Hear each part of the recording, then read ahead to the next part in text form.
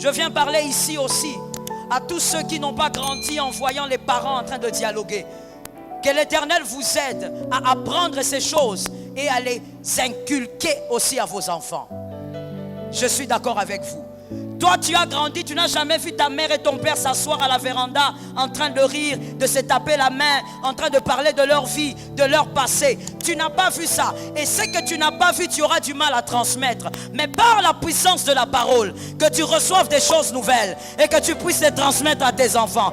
Je lance les choses nouvelles dans ton âme, que tu les transmettes à tes enfants. Est-ce que quelqu'un entend? C'est que la famille n'a pas pu t'accorder. La parole de Dieu peut te l'accorder. La seule personne à décider si tu vas être meilleur ou pas, c'est toi-même. Je dis aux célibataires, aux hommes, quand toi tu vas épouser une fille, tu remarques déjà chez elle, quand sa mère parle, elle boude. Tu vas avec elle où? Abandonne-la seulement là. Dis-lui, ma soeur, nous restons frères et sœurs, mais toi et moi, contrat. Une personne qui boude quand sa mère parle, une personne qui répond à sa mère, c'est une personne qui a des problèmes d'éducation. Dans la maison, lorsque vous aurez des problèmes, elle va t'insulter. Vous savez, parlons même des insultes. L'insulte n'est pas d'abord une affaire de chrétienté. C'est d'abord une affaire d'éducation. Il y a des gens qui n'insultent pas, bien aimés, qui n'ont rien à voir avec ta chrétienté, mais ils n'insultent pas. Parce que c'est d'abord une affaire d'éducation. On lui a appris qu'on ne dénigre pas un autre. On ne peut pas sortir des paroles blessantes envers un autre. Mais toi, tu as grandi dans une maison où déjà ton père te disait, regarde ta tête comme la calebasse de ma grand-mère. Tu as entendu ça. Tu as ruminé ça. Toi aussi, quand tu grandis, tu vois ta femme, tu te maries sur l'AENA, on vous bénit, comme vous aimez que l'apôtre vous bénisse. Il vient, il vous bénit, il déclare, il dit, vous êtes bénis. Or, quand vous rentrez chez vous, la première nuit, tu regardes ta femme, tu dis, ah, pousse-toi là-bas, regarde la tête comme la calebasse de mon grand-père. L'éducation que tu as reçue va crier quand tu vas te marier. Il était dans l'ennui, il a nommé les animaux, mais regardez, Adam n'a causé avec aucun d'eux. Pourquoi? Parce que ces animaux l'ennuyaient. Parce que le jardin l'ennuyait. Mais quand il voit la femme, il dit, ah, maintenant j'ai trouvé. Maintenant mon ennui est terminé. Mais quand vous êtes sous une influence diabolique, tu vas sentir que c'est ennuyant de parler avec ta femme. Écoute les genres de phrases que la plupart d'hommes m'ont dit. Maman, quand je cause avec ma femme, elle raconte des choses qui ne sont pas intéressantes. Moi, elle m'ennuie. Tu t'ennuies avec ton mari. Tu t'ennuies avec ta femme. Je dis à quelqu'un, le mariage est une question d'ajustement. Il faut savoir s'ajuster. Apprends à connaître les choses qui intéressent ton mari. Apprends à connaître les choses qui intéressent ta femme. Il faut s'ajuster. Est-ce que quelqu'un m'entend? Il y a des gens, lorsqu'ils sont ensemble, ils se sentent vraiment mal à l'aise. Mais quand les amis sont là, c'est là qu'ils rient, c'est là qu'ils causent. Quand les gens partent, il n'a rien à dire à sa femme, rien à dire à son mari. Si tu fais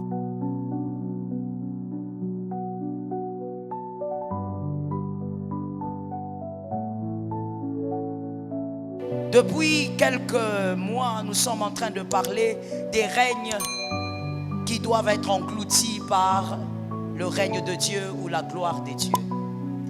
Nous avons parlé du règne. Le premier règne, c'était le règne du diable. Le deuxième, c'était le règne de la chair.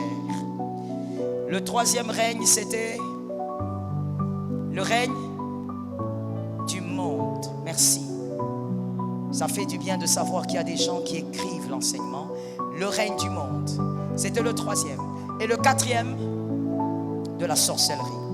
Et on a, la fois passée, le vendredi passé, on a présenté les éléments qui montraient les raisons pour lesquelles vous êtes combattus en tant qu'enfants de Dieu, en tant que couple chrétien, en tant que couple d'enfants de Dieu, en tant que famille. Pourquoi vous êtes combattus? On a donné les raisons. Et nous nous sommes arrêtés à la troisième raison. Aujourd'hui, je donne la quatrième raison. Nous sommes toujours dans les raisons pour lesquelles vous êtes combattus par les sorciers en tant qu'enfants de Dieu. La quatrième raison aujourd'hui, ton mariage est l'un des éléments amplificateurs de la gloire de Dieu dans ta famille. Je suis d'accord avec toi. Ton mariage n'est pas seulement un cadre de joie et de bonheur. En tout cas, si tu es enfant de Dieu et que tu es là ce soir, ton mariage, ton futur mariage est un élément amplificateur de la gloire de Dieu dans ta famille. Par ton mariage, les païens de la famille doivent dire, il y a des mariages chrétiens. Je suis d'accord avec toi.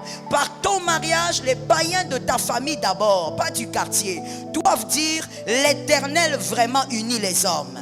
Par ton mariage, il doit aussi avoir plusieurs mariages heureux. Ça tombe sur un homme intelligent. Je croyais que quelqu'un allait prendre ça pour sa maison. Par ton mariage, tes frères, tes sœurs qui sont emprisonnés par un célibat anormal doivent vivre leur gloire. Par ton mariage, les portes du mariage doivent aussi s'ouvrir. Pas n'importe quel mariage, mais des bons mariages. Des mariages là où il y a la paix, il y a le bonheur, il y a Christ. Je dis à quelqu'un, introduis le mariage là où il y a la paix, le bonheur et Christ. Donc ton mariage est un élément amplificateur. Et les sorciers n'aiment pas. Le diable n'aime pas ça. Grâce à ton mariage, plusieurs dans ta famille seront délivrés de certaines puissances. Est-ce que quelqu'un entend? Des gens qui ont fait des songes où ils voyaient leurs alliances tomber dans les eaux. Des gens qui ont fait des songes où ils voyaient quelqu'un en train de courir avec son alliance. Mais par ton mariage, on ne va pas imposer les mains à quelqu'un. Mais ton mariage sera une délivrance pour toute la famille. Que quelqu'un reçoive la délivrance ce soir. Ton mariage est donc un élément amplificateur de la gloire de Dieu.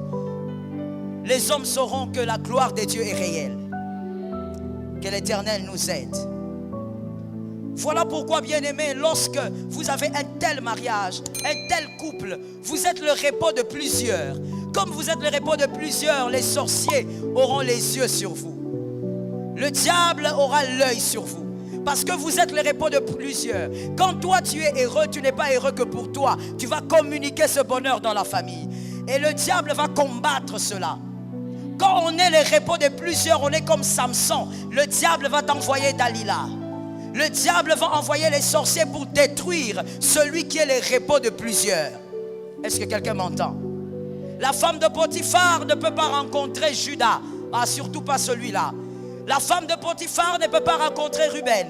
La femme de Potiphar va rencontrer l'homme qui doit nourrir toute une famille. Je dis au nom de Jésus, si ton couple est combattu, tu dois savoir. Parce que ton couple est porteur de plusieurs repos. Que Dieu bénisse celui qui a compris. Ton couple est porteur de plusieurs tranquillités, de plusieurs quiétudes. Voilà pourquoi les sorciers sont derrière ce couple. Que l'Éternel nous soutienne. C'est ainsi que le diable voudra donc détruire votre vitesse, détruire votre tranquillité, parce que vous êtes un élément amplificateur de la gloire de Dieu. Voilà pourquoi je veux ouvrir une parenthèse ici, pour dire aux célibataires qu'ils disent Amen. Dites Amen encore. Je dis aux célibataires, attention à qui vous vous mariez. Attention à qui vous vous mariez, parce que celui avec qui vous vous mariez, vous devez être la gloire de Dieu dans le foyer. La gloire de Dieu aussi pour la famille. Si vous vous mariez à n'importe qui, ou vous vous mariez, encore plus grave, à un sorcier, vous avez détruit la destinée de plusieurs.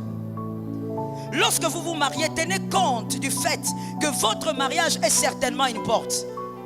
Alors ne vous unissez pas à n'importe qui. Que l'Éternel vous épargne. Ne vous unissez pas à un sorcier. Oh monsieur, mademoiselle, le sorcier c'est pas celui qui a des cornes. Le sorcier c'est celui qui est comme vous et moi. Il s'habille comme vous et moi. Il va au travail, il va à l'école, il va aux études. Donc vous pouvez rencontrer une femme sorcière sur votre chemin. Vous ne le saurez pas si le Saint-Esprit ne vous révèle pas. Je dis aux célibataires que l'Éternel vous épargne. C'est comme ça que je dis à un célibataire, surtout à un homme, même à une femme, ne te marie pas avec celui qui t'attire, marie-toi avec celui qui te réveille. Est-ce que quelqu'un entend? Arrête de dire, je suis attiré par lui, voilà pourquoi je l'aime. Je suis attiré. Ne te marie pas à quelqu'un qui t'attire. Quand il y a l'attirance, généralement c'est charnel. Il faut te marier à celui qui te réveille. Parce que lorsqu'Adam a vu Ève, il s'est réveillé. Je veux dire ceci. Marie-toi avec celui, quand il vient dans ta vie, la vision de ta vie change. Ta perception des choses change. Il t'a réveillé dans un domaine quelconque.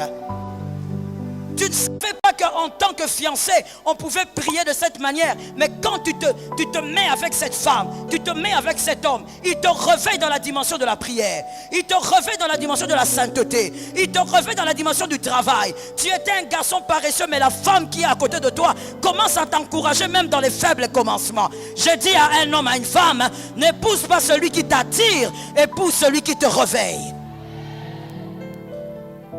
Que l'Éternel vous aide. Si nous regardons Jean 2, 1 à 10, Jean 2, 1 à 10, c'est l'histoire de Jésus, le premier miracle de Jésus à Canaan, à la fête de Canaan. Ce qui se passe ce jour-là, c'est que Jésus est invité parce qu'il y a des mariés. Que quelqu'un me dise, il y a des mariés. Je disais que quelqu'un me dise, il y a des mariés. Ceux qui sont au fond là-bas, dites-moi, il y a deux mariés. Jésus est invité parce qu'il y a des mariés. Il est dans la fête parce que deux personnes sont en train de célébrer leur vie, leur mariage. Mais arrivé dans cette fête, il manque le vin. Le vin a été multiplié, ou plutôt Christ a produit du vin par miracle. Mais Christ l'a produit pourquoi et pour qui? Christ l'a produit parce qu'il y avait des mariés. Et non parce qu'il y avait des invités. Quelqu'un me capte? Christ l'a produit parce qu'il y avait une fête. Mais la fête tournait autour de qui? La fête tournait autour des mariés. Si les mariés n'étaient pas là, Christ n'allait pas créer un miracle de vin. Les mariés ont remarqué seulement que leur fête était devenue agréable vers la fin à cause du miracle de Jésus. Mais certainement quand ils ont posé la question, on leur a dit, il y a un homme ici qui avait fait un miracle. Mais les mariés ne pouvaient pas s'imaginer que leur fête allait permettre au vin nouveau de paraître. Je dis à quelqu'un, ton mariage permettra à un vin nouveau de paraître dans la famille. Ne regarde jamais ton mariage comme étant rien. Ne regarde pas ton mariage comme étant une vie à deux, on a des enfants, on continue à pondre. Non. Ton mariage est une opportunité pour Christ de créer un vin nouveau dans la famille. Une chose que les hommes et les femmes de ta famille n'ont pas encore vue. Que cela arrive parce que toi tu veilles sur ton couple. Que cela arrive parce que Dieu va utiliser ton couple comme un passage. Que quelqu'un dise à son voisin passage. Non, que quelqu'un dise à son voisin passage. Il y a quelqu'un qui n'a pas bien dormi aujourd'hui, on ne sait pas là où il était. Vois un autre voisin, dis-lui passage. Écoute-moi bien, que ton mariage soit le passage que Christ va utiliser pour créer des choses nouvelles. Les choses nouvelles ne passent pas que par la prière. Les choses nouvelles passent aussi par des couples stables. Est-ce que quelqu'un m'entend? Ces mariés ne pouvaient pas imaginer que c'était le premier miracle de l'homme de Galilée. Le premier miracle s'est passé dans un mariage. Des personnes que Jésus ne connaissait même pas. Je dis à quelqu'un, ce qui est possible à Dieu arrivera dans ton foyer. Dans ta famille, on vivra des choses nouvelles parce que toi, tu vis un mariage stable. Voilà pourquoi au nom de Jésus, que les sorciers ne déstabilisent pas ton foyer. Que les sorciers n'entrent pas dans ta famille. Et comme je t'avais dit le vendredi, même si la flèche entre, qu'on y voie, et quoi? Qu'on y voie l'eau et le sang. Plus vous êtes acculé, plus vous devenez fort. Parce que vous êtes une porte de bénédiction. Ne laissez pas les sorciers vous déstabiliser. Tant que tu seras marié, c'est-à-dire que tant que Dieu te donnera la vie, veille à ce que ton mariage vive dans la paix et dans l'équilibre. Est-ce que quelqu'un m'entend bien? Il y a quelqu'un qui doit être béni juste derrière toi à cause de ton mariage qui doit vivre dans la stabilité. Les stratégies de destruction des sorciers ou les stratégies de destruction sorcellérique dans un couple. On parle maintenant des stratégies. Les stratégies de destruction sorcellérique dans un couple. Ceux qui sont derrière, j'espère que vous prenez aussi note. Nous allons avec le grand A. Le grand A. Donc, la première stratégie. Il vous éloigne l'un de l'autre en détruisant le dialogue. Il vous éloigne. Retenez pour la vie, s'il vous plaît, et c'est pour toutes les relations du monde. Lorsque le diable veut détruire une relation entre deux personnes, il les empêche de communiquer. Lorsque le diable veut vous éloigner d'une personne qui doit vous bénir, il va tuer la communication. Parce que par la communication, il peut avoir la réconciliation. Et donc, la première stratégie du diable dans un couple, utilisant les sorciers, ils vont détruire d'abord le dialogue. Dans Genèse 3, 1 à 8,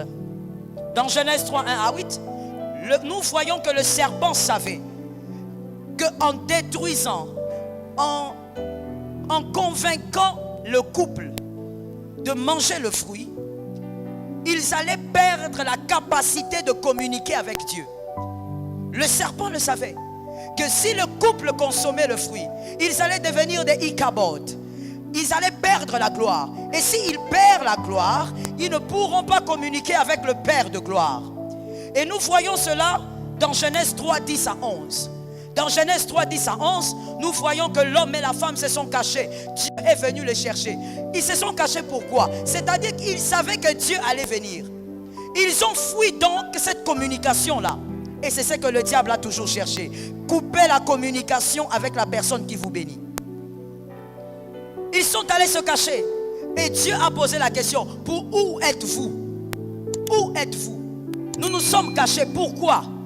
Parce que nous sommes nus. Qui vous a dit que vous êtes nus? Lorsque les sorciers veulent détruire votre couple, ils vont tuer la communication. L'homme n'arrive plus à communiquer avec sa femme. Et vice-versa.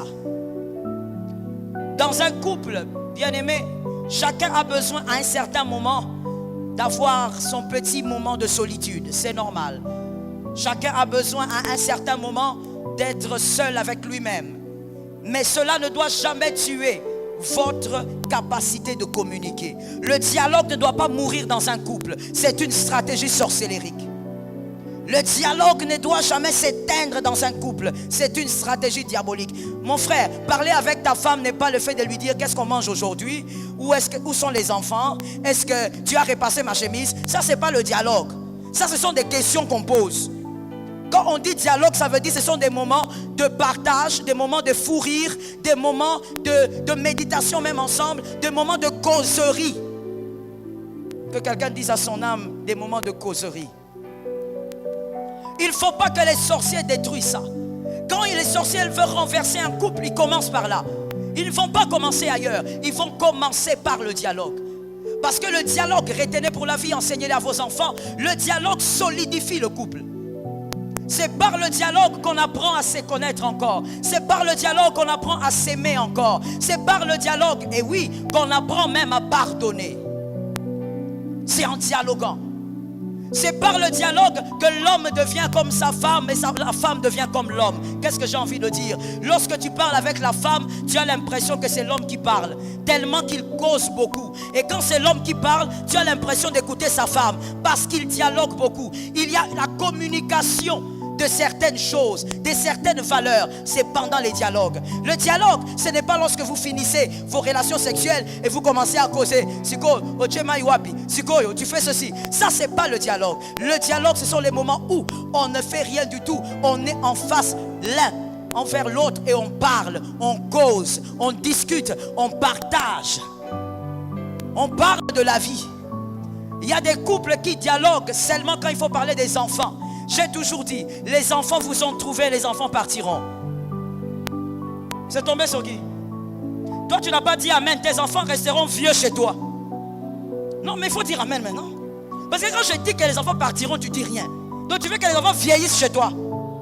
Les enfants vous ont trouvé, les enfants partiront. Ah, maintenant tu comprends. Les enfants partiront.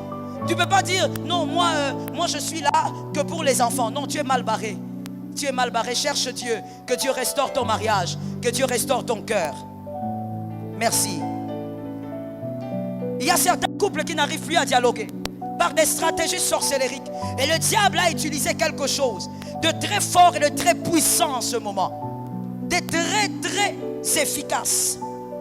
On va essayer de trouver ça. Messieurs, levez-vous s'il vous plaît.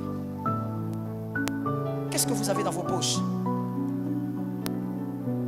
Voilà. J'étais sûr qu'il avait ça. J'étais sûr à 80, non, à 200%. Montrez ça. Montrez bien, papa. La main là. Merci.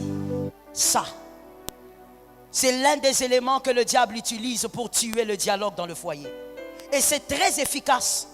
C'est un objet que le diable utilise efficacement pour tuer beaucoup de couples. Merci mon frère. Vous voyez, j'étais très très sûr qu'il allait avoir ça. Et d'ailleurs nous tous, nous l'avons. Et dans les couples, c'est un vrai problème. Au lieu que le mari regarde sa femme, il est au téléphone. Il est en train d'écrire. Il est en train d'envoyer des messages. Au lieu que la femme cause avec son mari, elle cause avec ses copines. Et quand tu poses la question, mais le téléphone, mais écoute, le téléphone c'est mon travail. La Bible dit chaque chose à son temps. Merci, ça tombe sur toi. Ce soir-là, c'est une soirée de délivrance. Celui qui ne veut pas, il faut le laisser. Je disais, chaque chose a son temps, dit la parole de Dieu. Il y a un temps pour être sur le téléphone, il y a un temps pour il faut parler avec ta femme. Le diable est passé par cette affaire-là. Les hommes sont devenus au téléphone tellement qu'ils ne regardent plus leur femme. Il cause avec sa femme lui dit, tu sais, l'enfant est tombé. Hein? Tu l'as amené à l'hôpital? Non, je n'ai pas pu l'amener à l'hôpital parce qu'il n'y a pas d'argent. Hein? Dieu va soutenir. Il est au téléphone. Le téléphone a pris la place de la femme et le téléphone a pris la place du mari dans les foyers. Combien de femmes ont fait des dégâts dans les cuisines à cause du téléphone? Elle est au téléphone. Elle connaît l'anniversaire de sa copine en tête, mais elle a oublié l'anniversaire de son propre mari. Il a le numéro. Oh my God. Il y a une histoire qui m'avait fait marrer une fois. Il y a un monsieur qui me raconte, il me dit, une fois il s'est fait piéger par sa propre femme, par WhatsApp. Sa femme a constaté que son mari était tout le temps là-bas. Sa femme a dit, ok, moi je vais me faire passer pour une autre fille. Et ce qui est marrant dans l'histoire, c'est que la femme a utilisé son propre numéro. Mais l'homme ne savait pas. Comment comprendre que vous êtes marié avec une femme depuis 7 ans, mais vous avez même oublié quel est le numéro de téléphone, au point où elle chatte avec vous sur WhatsApp. Elle se fait passer pour une petite fille là qui vous drague. Et vous êtes là, oh bébé, doucement. Or il est en train de parler. Je n'ai pas entendu, il parle à qui? À un moment donné, sa femme entre, oh my God. Sa femme entre dans la salle de bain. Il demande, bébé, tu es où maintenant? Ah, moi je suis ici en train de penser à toi. Il croit que c'est une fille qui vit je ne sais où, qui est en train de lui faire la cour. Et la femme continue dans son jeu. Elle dit à son mari, évidemment l'homme ne sait pas. Elle dit, comment est-ce que ça se passe avec ta femme? Ah, ma femme, je me demande même pourquoi je l'ai épousée. Il y a des erreurs dans la vie qu'on ne peut plus corriger. Oh, que le Seigneur m'aide. Là, il est en train de répondre, de causer avec sa femme. Et il voit sa femme sortir de la salle de bain fâchée. Et il regarde. Qu'est-ce qu'il y a? Il y a un problème. Ah, laisse-moi. Mais chérie, va là-bas. Oh. Mais qu'est-ce qu'il y a? La femme a compris que donc toi, quand tu causes avec les filles, tu leur dis que moi, je suis une erreur. Le jour qu'il a découvert, et puis vous savez comment il a découvert? Le monsieur était KO, hein, je vous assure. Il était KO. Quand quelqu'un est enfant de Dieu dans son cœur et qu'il commet le péché, normalement, quand le diable le met au bout du mur, cette personne doit pleurer dans la repentance. S'il ne pleure pas dans la repentance, c'est un agent de l'enfer. Ce monsieur a pleuré. Il m'a dit, maman, la manière dont elle m'a eu. Un jour, la femme écrit et lui dit, il pose la question à l'homme, tu ne m'as jamais dit, tu as combien d'enfants? Et lui qui répond, il a même diminué. Il a 5 enfants, il a écrit 3. Pour paraître un peu jeune. Et la femme lui dit, moi j'en ai 5. Il dit, ah bon? Ah, Mais tu n'as pas l'air. Hein? Parce que sur cette photo-là, c'est quelqu'un d'autre. Ce téléphone-là. Photo de profil, c'est quelqu'un d'autre. Et finalement, il dit à la femme, tu es né en quelle année? La femme envoie la date. Il dit, ouh, ça ressemble à la date d'anniversaire de ma femme, ça. Il dit, mais c'est une coïncidence, on dirait. Hein? Il dit, comment ça? Il dit, non, mais ça ressemble vraiment à la date d'anniversaire. Elle dit, ah, ok. Il dit, mais envoie-moi un peu les photos des enfants. La femme a dit, ok, pas de problème. Elle envoie la photo de la famille. Et là, l'homme est tétanisé. Le téléphone était comme ça. Il a jeté le téléphone. Il a dit, ça c'est quoi ça? Janine, hein? Et quand sa femme vient, sa femme dit quoi? C'est ce que tu veux. Tu as envie de parler avec une femme virtuelle qui te dit des je t'aime virtuels et qui te dit que tu es beau, que tu es intelligent. Tout ce que tu as envie de chercher là, tu ne le vis pas chez toi? L'homme était tétanisé et ébranlé. Le téléphone. Le téléphone a pris la place de l'épouse. Ça a pris la place du mari. Il y a même des hommes, des femmes mariés, mais qui ont leur sexualité par téléphone. Est-ce que je peux parler? Ici, vous avez un problème. Je dis, est-ce que je peux parler? Je veux parler. Si tu n'es pas d'accord, il faut sortir. Ou si tu n'es pas prêt, il faut sortir. C'est pourquoi on laisse la porte ouverte là. Je dis ceci. Il y a une sottise sur la terre. Il y a une sottise sous le soleil. Que vraiment, au nom de Jésus, toi, tu ne dois pas faire. Comment tu peux envoyer tes propres photos de nudité à quelqu'un? Ça passe par le téléphone, donc ça passe. Quelque chose qui n'est plus entre tes mains n'a plus ton contrôle. La chose qui n'est plus entre tes mains n'est plus sous ton contrôle. Qu'est-ce qui te prouve que cet homme-là ne va pas le montrer à ses amis? Que cette femme-là ne va pas le montrer à ses amis? Et puis tu souffres en prenant des positions bizarres. Avec ici chez nous au Congo, moi des athées, mon Lili, au Pélis torche. Il n'y a pas de courant, hein? Je fais un effort. Tu fais un effort pourquoi? Sors du péché au nom de Jésus. Je n'ai pas entendu, sors du péché au nom de Jésus. Arrête de faire semblant. Peut-être même que tu l'as déjà fait, mais tu ne veux pas dire que tu sors. Je dis, sors du péché au nom de Jésus. Arrête de vivre dans ces choses-là. Le diable ne peut pas t'aliéner comme ça, dans la bêtise la plus totale. Tu prends ta photo et tu envoies. Est-ce que tu sais où cette photo va atterrir? Là où elle va s'arrêter. Et maintenant, finalement, ça sera, oh non, c'était pas moi. Oh non, c'était mon sosie. Oh non, c'était pas moi. Oh non, on a fait les Photoshop. Si tu n'as pas l'habitude d'envoyer des photos, on ne fera pas le Photoshop. Oui, mais ça n'a pas tout sous hein. Attends ce qui va s'aller le Photoshop. Donc même diable a bien mon corps pour ça y est. Oui, ça veut dire tout le monde dira non. Pourquoi? Parce que tu as un comportement de droiture. Est-ce que quelqu'un m'entend très bien? Même quand le diable vient te piéger, Christ est plus grand, il va protéger ta réputation. Mais tu dois être dans la droiture. Toi, tu es tellement habitué à envoyer, ton corps est partout. Même en Chine, ton corps est là-bas. Ton corps est partout. Et tu crois, oh mon Dieu, que les femmes disent Amen. Que les femmes disent Amen. Et en tant que femme, tu crois que si un homme te fait ce genre de choses, ce genre de demandes, c'est parce que tu es belle, ignorante que tu es, insensée que tu es. Ce n'est pas à cause de ta beauté, c'est parce que tu es moins intelligente qu'il te demande ça. Il ne demandera jamais ça à une femme intelligente. Il sait qu'une femme intelligente dira non. Mais tellement qu'il sait que yo moi soba. On dirait au bela, on dirait au belate. Alors à yebi que ceux qui a sengi au sani. Ata sans courant, on torche. Que l'Éternel nous délivre. Je disais que l'Éternel nous délivre. Que l'Éternel nous sorte du mal. Il y a des choses à ne jamais faire. Je reviens pour dire, le téléphone a pris trop de place. Le téléphone a tué le dialogue dans les couples. Le téléphone a tué l'intimité des couples. Le téléphone a éloigné les couples.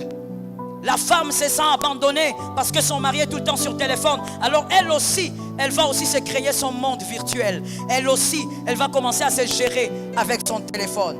Je dis à quelqu'un, tout doit être équilibré. Que Dieu bénisse ceux qui ont entendu. Tout dans la vie doit être convenablement équilibré. La Bible est une grande maîtresse. Dans Genèse 2, 24, la Bible dit, l'homme quittera son père et sa mère, s'attachera à sa femme et les deux deviendront une seule chair. 1 Corinthiens 6, 18 dit, fuyez l'impudicité. Et le verset continue. Qu'est-ce que j'ai envie de te dire? Bien-aimé, lorsqu'on est fiancé, il y a des murs à respecter, mais qui doivent s'écrouler dans le mariage. Ces murs vont s'écrouler et vont vous rapprocher dans le mariage. Lorsque la Bible dit que l'homme s'attachera à sa femme, c'est-à-dire que vous devez éviter d'écrouler le mur, le premier mur, qui est la sexualité en dehors du mariage.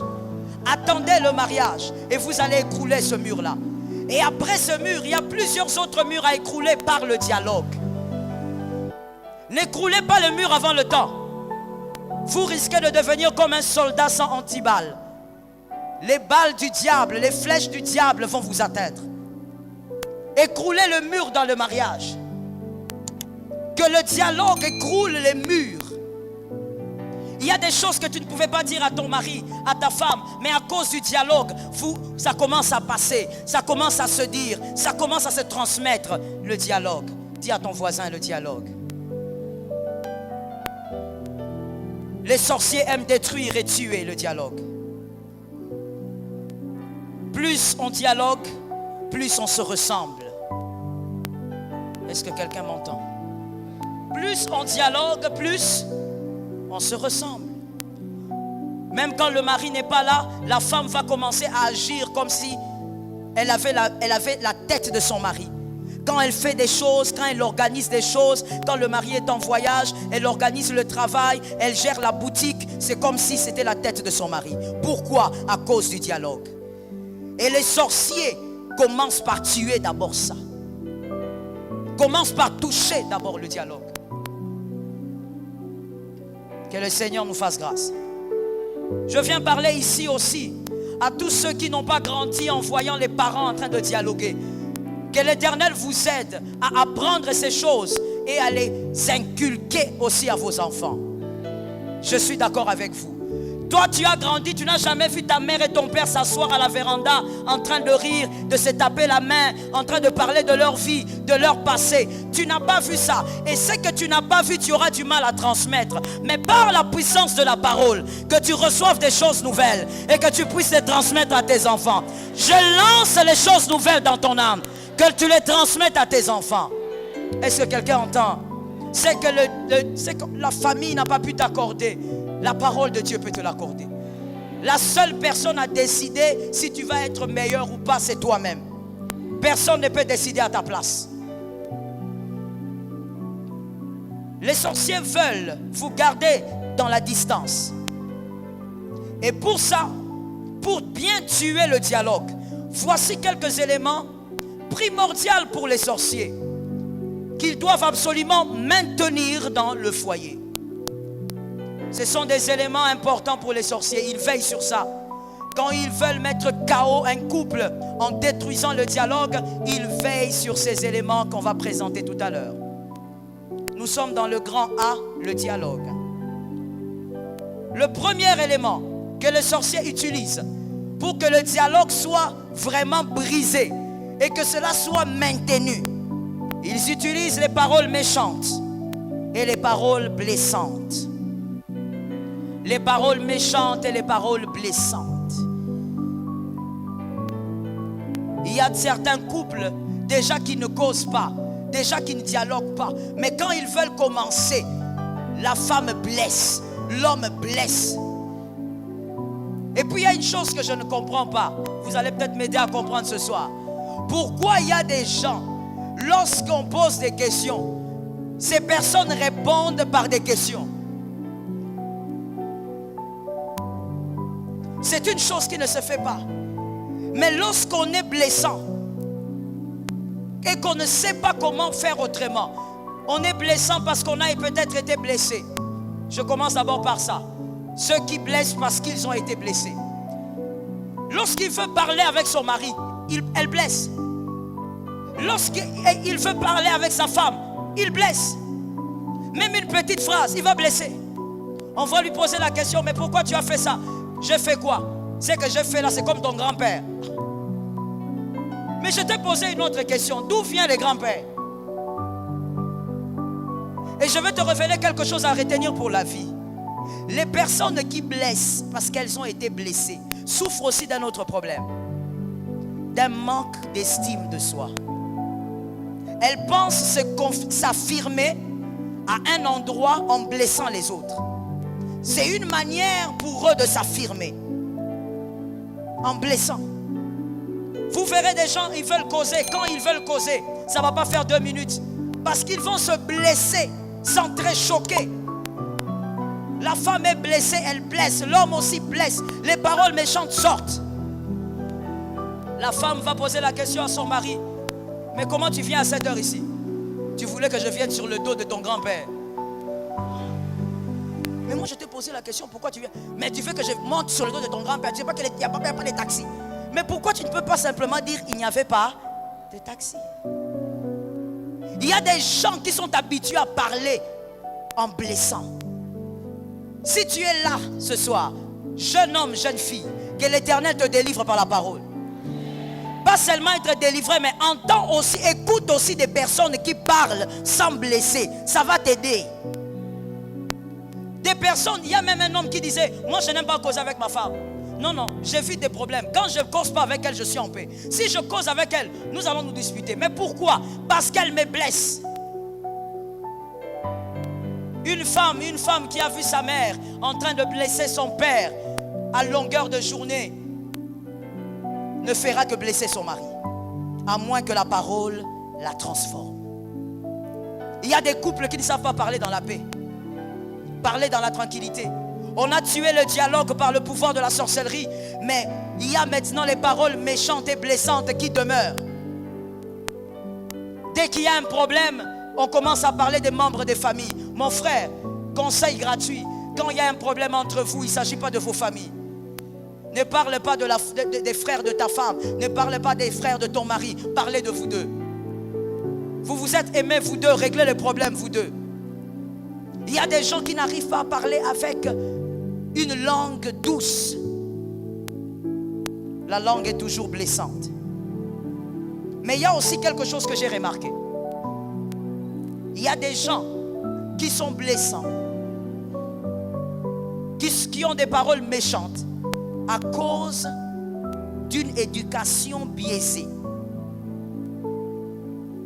Pour utiliser un terme convenable.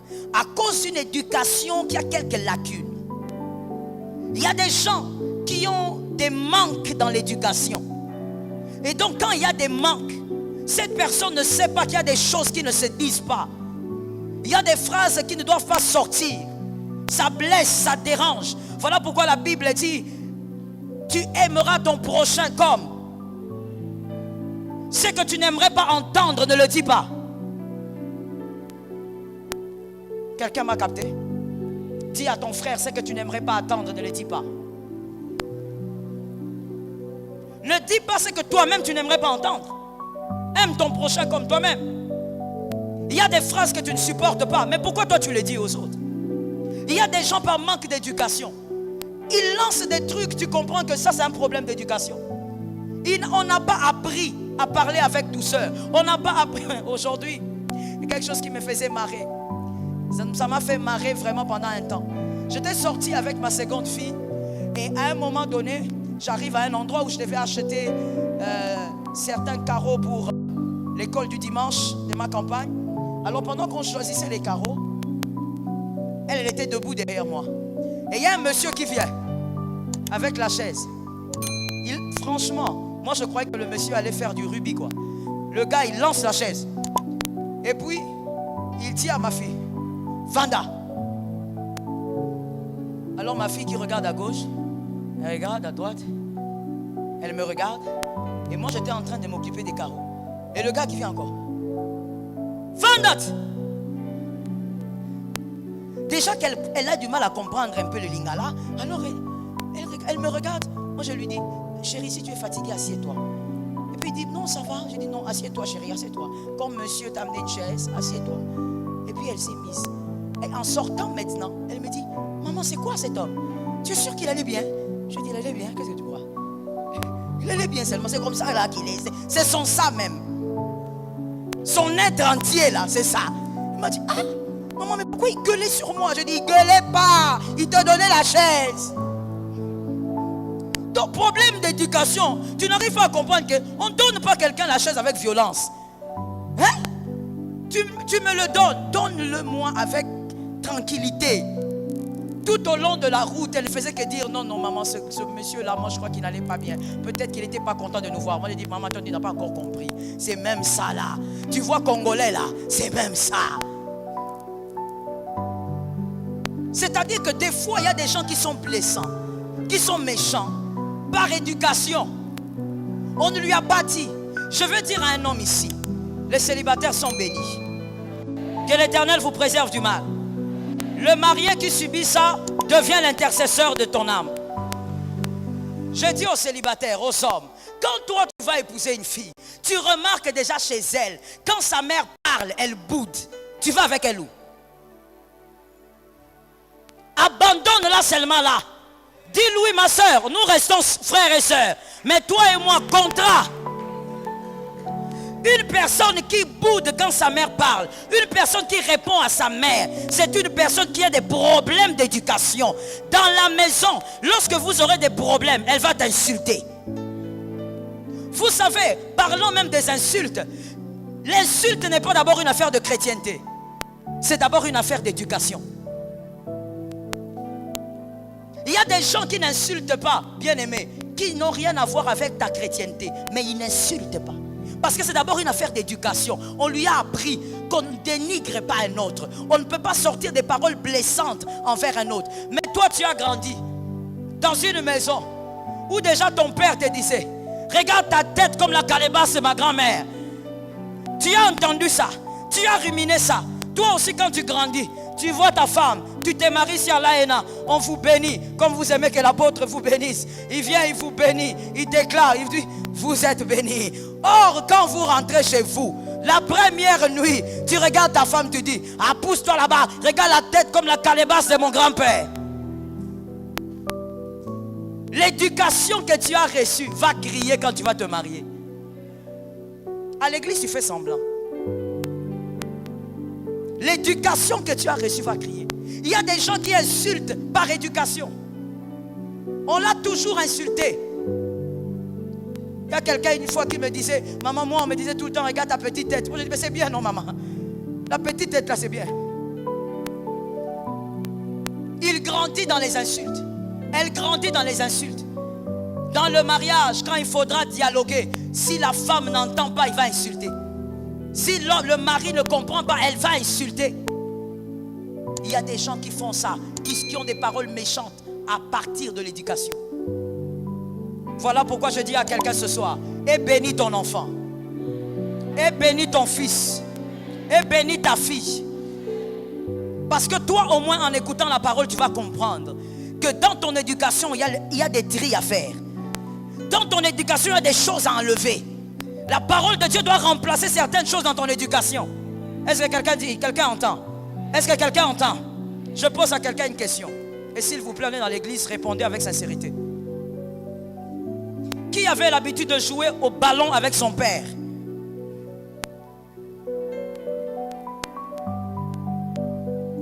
Je vois trois mains. Je crois que je vois bien. 4 encore. Merci beaucoup. 4 sur tout ça. Je vais à la deuxième question. Qui avait l'habitude d'être embrassé par sa mère au moins une fois par semaine? Je compte encore. Maintenant, je vais à la troisième question et la question la plus fatale. Qui Zéna, ça va? Ah, praise the Lord.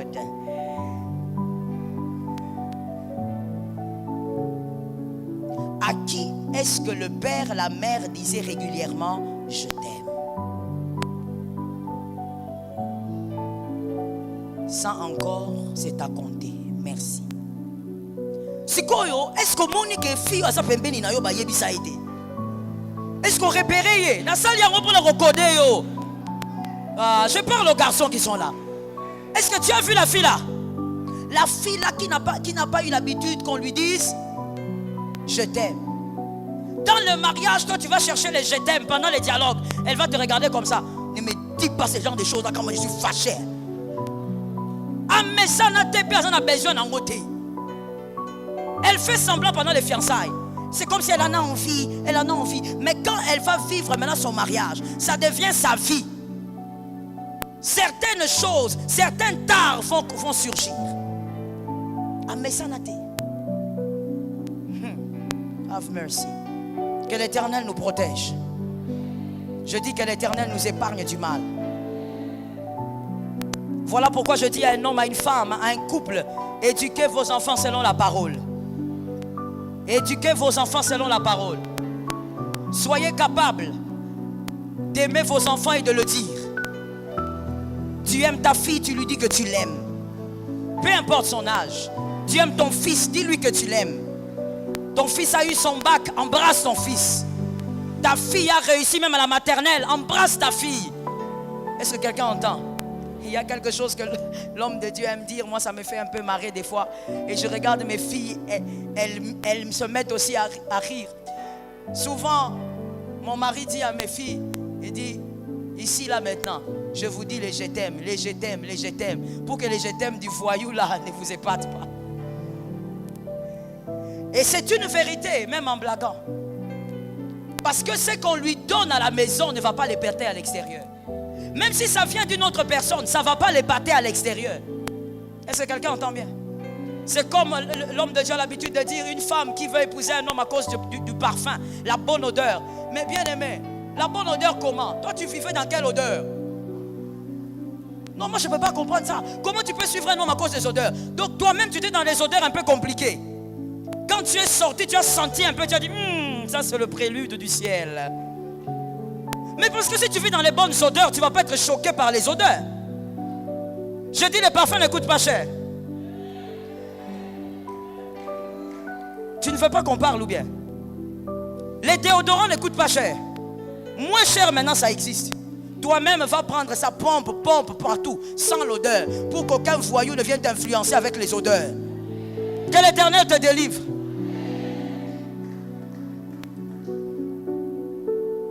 Bien-aimé, il faut apprendre à éduquer les enfants, à les communiquer l'amour que tu as, l'amour de Dieu. Encourage les enfants. Ne sois pas seulement présent pour les autres. Tu as vu, tu n'as pas levé les mains quand je demandais qui a joué au foot avec son père. Toi, commence à jouer au foot avec ton fils. Est-ce que quelqu'un m'entend quelque part? C'est déjà le début du week-end, même le dimanche là, va jouer au foot les après-midi avec ton fils. Le samedi, va jouer au foot avec ton fils. Est-ce que quelqu'un m'entend? Communique une éducation d'amour à l'enfant. Romains 12, 2 dit, je sais que tu connais ce verset, est-ce qu'on peut le dire? 1, 2, 3. Romains 12, 2. Ne vous conformez pas. Oui.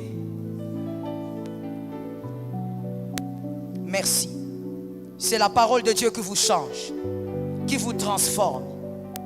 Lorsque vous parlez avec votre femme, ne la blessez pas. Comme je le dis, voici l'unité de mesure. Les paroles que tu n'aimerais pas entendre, ne le dis pas.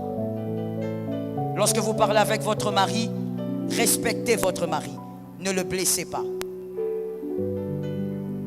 J'aimerais aussi ouvrir une autre parenthèse ici. Permettez-moi de le faire. Voilà pourquoi moi je n'aime pas les extrêmes. Moi je préfère dans la plupart des cas rester dans l'équilibre. Il y a quelque chose qu'on a voulu bannir, d'ailleurs qu'on est en train de bannir dans le monde d'aujourd'hui. Écoute-moi très bien s'il te plaît, c'est important. Il y a quelque chose qu'on essaye de bannir parce que les autres sont allés à l'extrême. Je parle de quoi? Je parle des mariages arrangés. Il y a des gens qui disent non, les mariages arrangés, c'est pas bon. Il faut qu'on soit libre. Libre d'aimer la femme qu'on veut, libre d'aimer l'homme qu'on veut. Je suis d'accord qu'il faut l'équilibre, c'est-à-dire quoi? Les mariages arrangés ne sont pas forcément les bonnes choses ou la bonne chose à faire. Mais aussi être libre de prendre la femme ou l'homme que tu veux, c'est bien. Mais il faut beaucoup de maturité pour ça. Lorsque tu choisis la femme, tu choisis le mari, tu dois tenir compte aussi de l'éducation. Est-ce que tu as assez de maturité pour tenir compte de l'éducation? Parce que dans la plupart des cas, lorsqu'il y avait des mariages arrangés, même dans notre tradition, lorsqu'il y avait des mariages arrangés, c'était pour équilibrer l'éducation.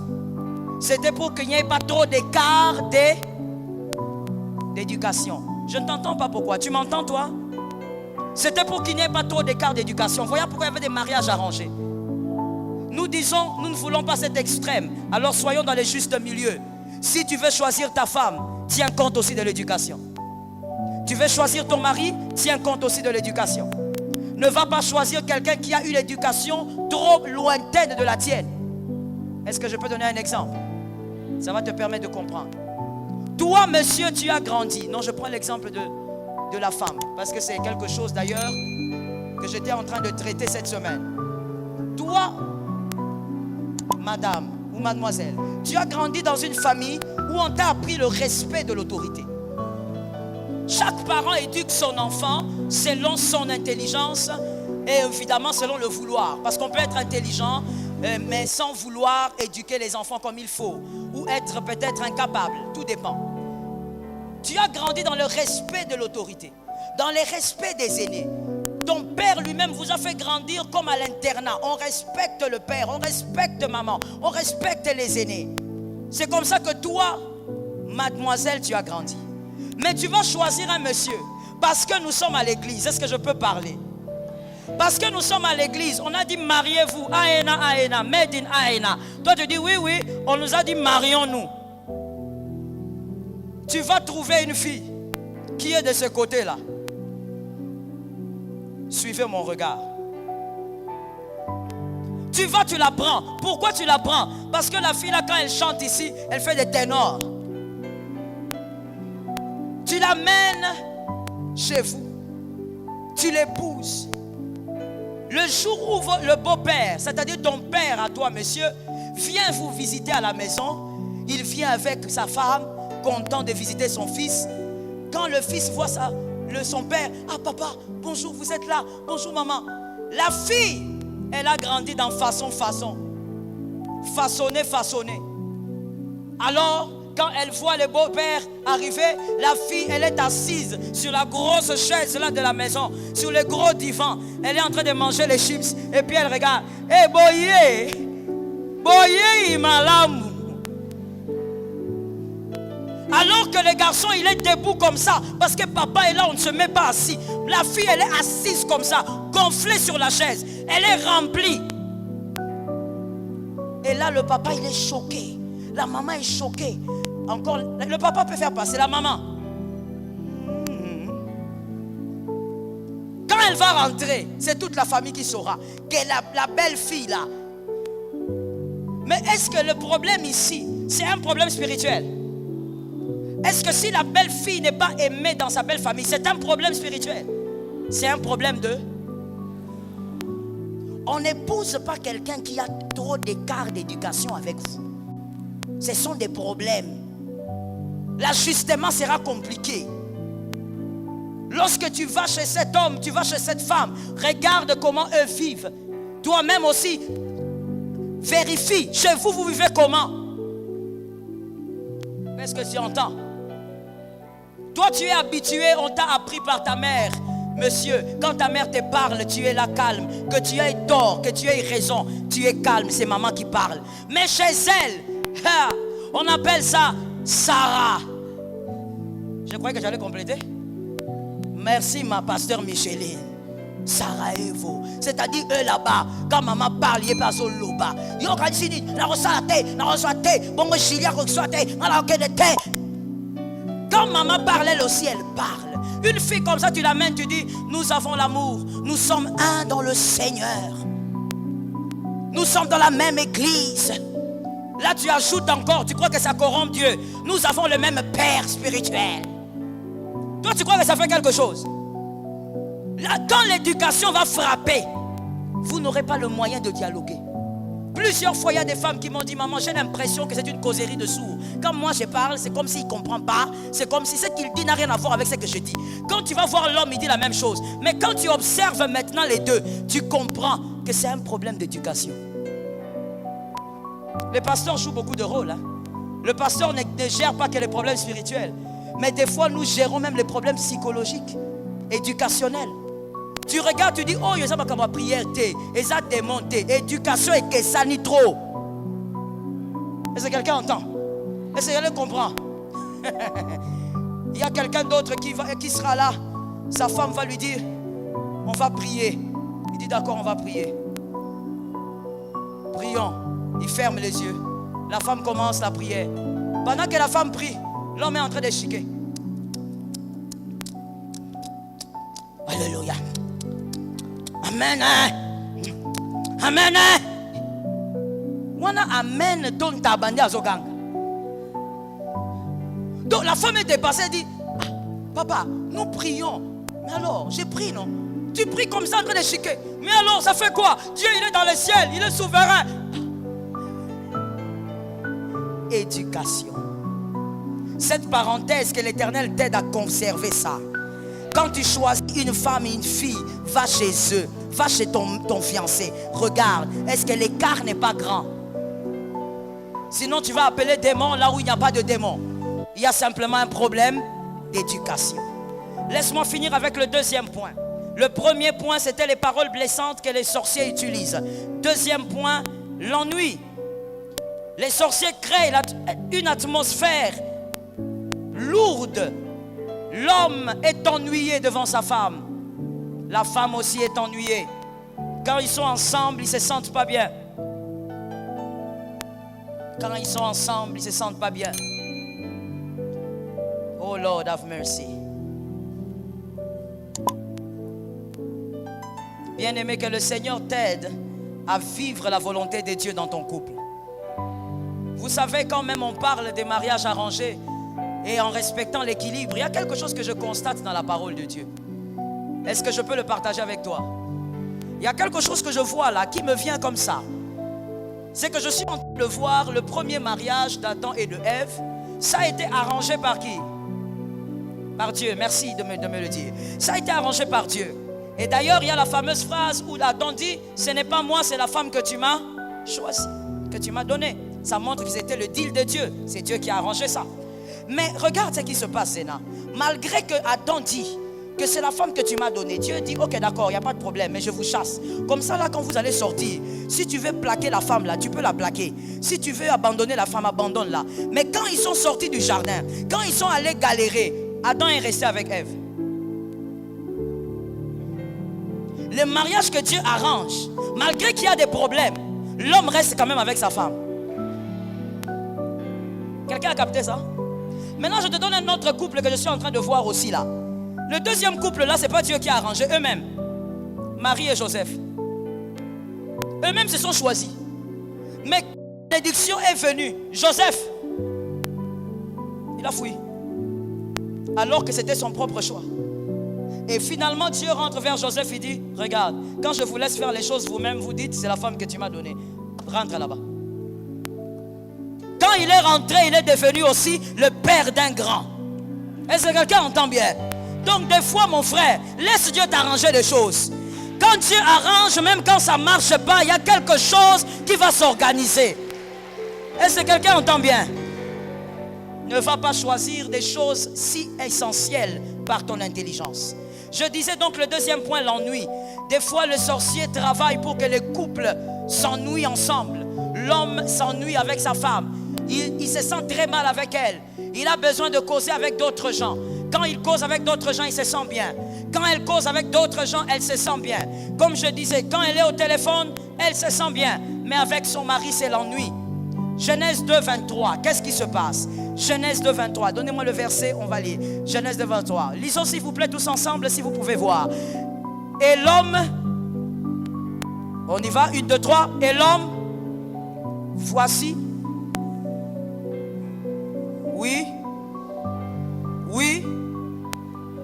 Parce qu'elle a été... C'est-à-dire que l'homme, quand dans son sommeil là, quand il se réveille, il voit la femme. Il dit, oh, voici cette fois-ci. C'est-à-dire l'ennui est terminé. Il était dans l'ennui. Il a nommé les animaux. Mais regardez, Adam n'a causé avec aucun d'eux. Pourquoi? Parce que ces animaux l'ennuyaient. Parce que le jardin l'ennuyait. Mais quand il voit la femme, il dit, ah, maintenant j'ai trouvé. Maintenant mon ennui est terminé. Mais quand vous êtes sous une influence diabolique, tu vas sentir que c'est ennuyant de parler avec ta femme. Écoute les gens de phrases que la plupart d'hommes m'ont dit. Maman, quand je cause avec ma femme, elle raconte des choses qui ne sont pas intéressantes. Moi, elle m'ennuie. Tu t'ennuies avec ton mari. Tu t'ennuies avec ta femme.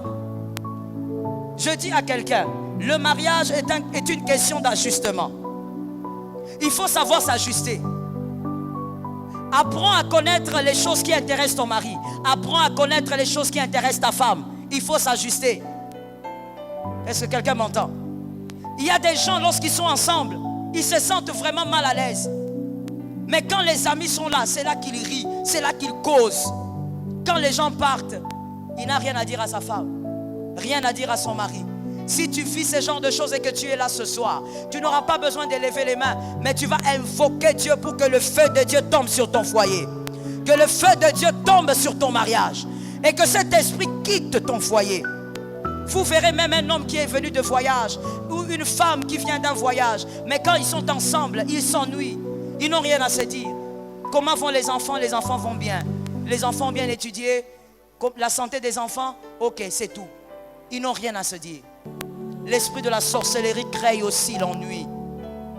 Vous n'arrivez pas à communiquer. Vous n'arrivez pas à vous transmettre les belles choses.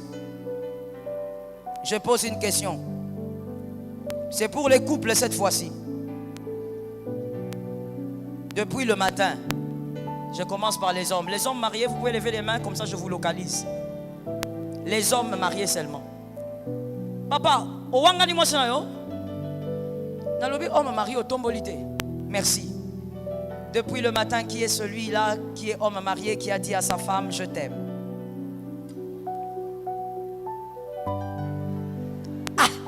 Ah, papa, eza bongo te, eza bongo te. Nga nazo comprendre te. Ozo tombola, ozo kiti, ozo tombola, ozo kiti. Donc esprit à hésitation est côté lié. Que Dieu vous bénisse. Donc je comprends pas, papa. Hésitation na bolingo. Ozo seka, eza la passe. C'est compliqué. Il faut tuer l'ennui. Il faut vous battre pour que ça n'entre pas dans votre foyer. Que votre femme soit votre meilleure amie. Que votre mari soit votre meilleur ami. Comme je le disais à ma compagne, je te le dis aussi, ces choses, bien aimées, n'ont rien à voir avec une certaine magie. Ces choses se créent et ça s'entretient. Quand tu sens que le mal veut entrer, le refroidissement, l'ennui veut entrer, créez votre feu. Entretenez votre feu. Ne laissez pas les sorciers entrer au milieu de vous. Est-ce que quelqu'un m'entend? Lorsque tu causes avec ta femme et que tu sens l'ennui, commence à trouver les causeries qui t'intéressent aussi. Fais entrer ta femme dans les causeries qui t'intéressent. Introduis ta femme dans les causeries qui t'intéressent. Introduis ton mari aussi. Je veux dire aux hommes, vous aussi. Laisse-moi dire, vous aussi. Soyez patients avec les femmes. Est-ce que quelqu'un m'entend? Est-ce que quelqu'un m'entend? Je veux que les hommes disent un amen 3 fois, s'il vous plaît. Il y a décalage des amens. Hein? Soyez patients avec les femmes. J'ai entendu plusieurs hommes me dire au bureau, maman, c'est ma femme vraiment, je ne sais pas. Elle est seulement devant. Donc elle connaît seulement Antonio, Vertigo, Mastimo. C'est quoi les autres noms là? Mestico, tout ce qui est haut. Les films de novelas.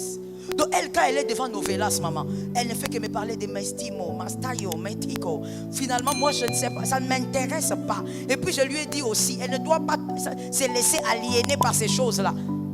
J'ai dit aux hommes, soyez patients. Usez de la patience. Et que l'Éternel vous aide à être patient. Et je dis aussi aux femmes, que les femmes disent Amen. Que les femmes disent Amen. Je dis aussi aux femmes, Omoni Costico, Mastimo, Reverando, Alibritrido, Oliviba Do Nyonswana, et puis ça a maillé l'été. Et puis ça a maillé l'été. Ozalaka na maillé le moko ya ba caméraman. Ça n'a ma bête. Ça veut dire quoi maillé la ba caméraman? Ça veut dire que Ozalaka devant la télé et tu es simplement en train de.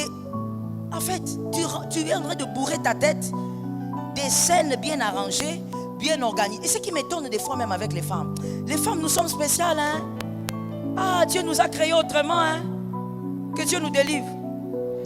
Tu vas voir les femmes en train de regarder les masticots là. Eh, okewa bizonga. Eh, kasiebe. Umunia bouye. Maman, eza nango scène. Eza.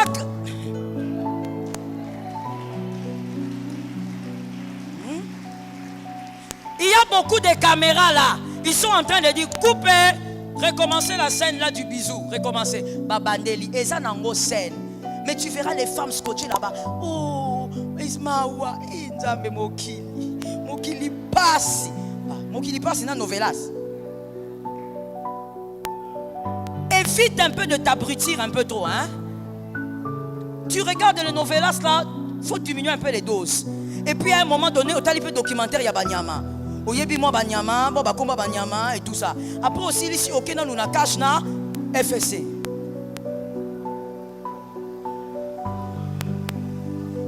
D'accord.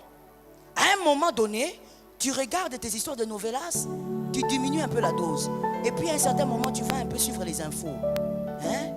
Tu regardes un peu qu'est-ce que Fayoulou a fait encore. Pourquoi tu me regardes comme ça? Tu suis un peu les infos, tu essayes un peu de comprendre que, ah, qu'est-ce qui s'est passé là-bas au Bandundu, qu'est-ce qui s'est passé un peu. Non, mais toi, on va venir te poser la question. Tu es là, madame, tu me regardes, tu es là. On va te poser la question. Maman, maintenant, qu'est-ce que Donald Trump a décidé par rapport au corona, aux États-Unis et tout, par rapport même aux églises? Qui? Donald Trump. Qui? Je ne connais pas cet homme-là. Il est dans quel quartier? Tellement que toi seulement novelas, ça t'abrutit. Tu ne t'informes pas. Et même le téléphone là, tu ne peux pas le prendre pour te cultiver. Tu entres sur Google, tu apprends quand même de nouvelles choses. Tu essayes même d'apprendre, de maîtriser un peu ta géographie aussi. Tu es un peu vieilli, comme je te vois là, tu es un tout petit peu vieilli. Peut-être qu'il y a des notions de géographie que tu as oubliées. Tu peux quand même essayer de revoir où se trouve un peu le Japon, où se trouve un peu... Quand on va te demander, maman, quelqu'un vient te dire, ah maman, tu sais, il y a la fille de telle qui est allée en Inde. Hein? C'est dans quel coin du Congo? Le problème, c'est que novelas, ça t'abrutit. Il faut un peu diminuer ce genre de détente. Je ne te dis pas de t'en priver parce que je te le dis, tu ne le feras pas. Essaye un peu de diminuer ce genre de détente qui n'amène rien. Est-ce que quelqu'un entend? Et essaye un peu aussi de regarder des choses qui te cultivent. Quand ta fille vient, elle dit, maman, aide-moi à faire le devoir, tu peux l'aider. Ton fils qui est en 6e peut te dire, maman, aide-moi, tu peux l'aider. Mais toi, tu regardes le papier comme ça, tu dis, je ne vois plus bien, j'ai un problème des yeux maintenant. Alors que tu n'as que 30 ans, tu as des problèmes des yeux. Non, tu ne sais pas ce qui est écrit. Pourquoi novelas? Que l'Éternel nous délivre. Que l'Éternel délivre les hommes. Que l'Éternel délivre les femmes. Que le Seigneur soit avec vous.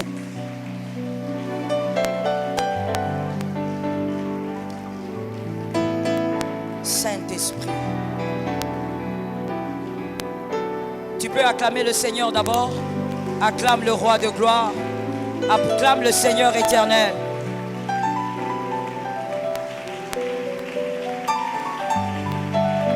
Acclame le Seigneur éternel. Merci Seigneur.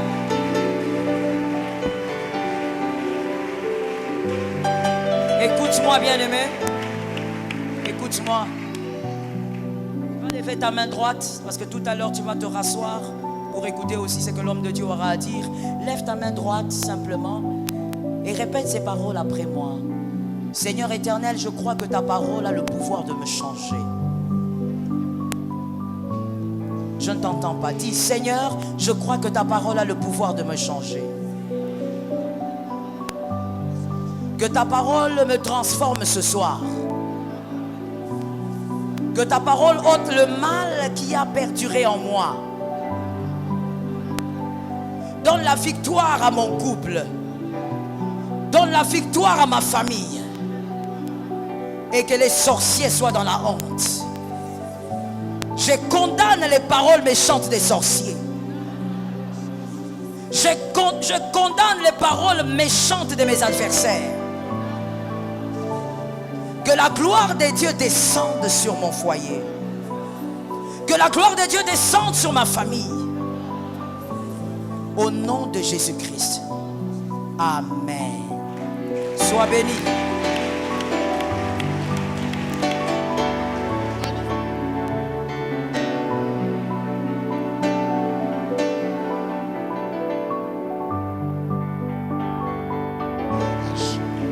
Merci Jésus. Amen. Oh, assieds-toi quelques minutes.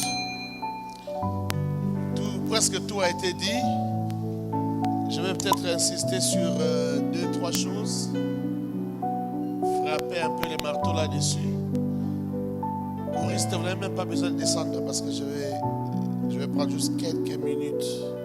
Pas beaucoup. Alors tout à l'heure, j'entendais Pasteur Joël parler de l'incompatibilité d'éducation. Les éducations ne sont pas les mêmes. Oui, ça pose un grand problème dans les mariages. Juste un problème d'éducation. Vous savez, il y a parfois des différences qui font que les temps d'ajustement, les temps où vous allez prendre, ou les temps que vous allez prendre pour vous comprendre, pour qu'il n'y ait plus de préjugés, que tu arrêtes de penser que ton mari est comme François ou Jean-François que tu as connu quand vous étiez enfant, ou que ton mari est comme ton frère. Tu crois que tous les hommes sont comme ça parce que les hommes que toi tu as connus ne sont que comme ça. Pour que ce temps d'ajustement soit court, que vous arrêtiez de vous bagarrer, d'avoir des problèmes pour des choses inutiles. Vous savez, il y a des mariages qui se détruisent juste à cause du rat. Et puis ça la gifle. Et puis on commence à ingérer les parents. Et puis les gens se séparent. Amen.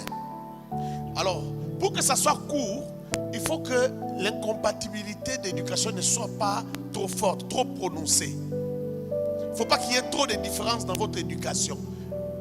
Madame disait tout à l'heure, il faut aller voir comment ils vivent chez eux. Toi aussi, tu dois aller voir comment elle vit chez eux. Comment elle cause avec son père, comment elle cause avec sa mère. Parce que s'il y a trop d'écart, vous aurez des problèmes dans les mariages. Amen. J'aimerais insister sur le fait que les gens parfois trouvent mauvais qu'on le dise. Vous savez, la vérité dérange, mais c'est la vérité.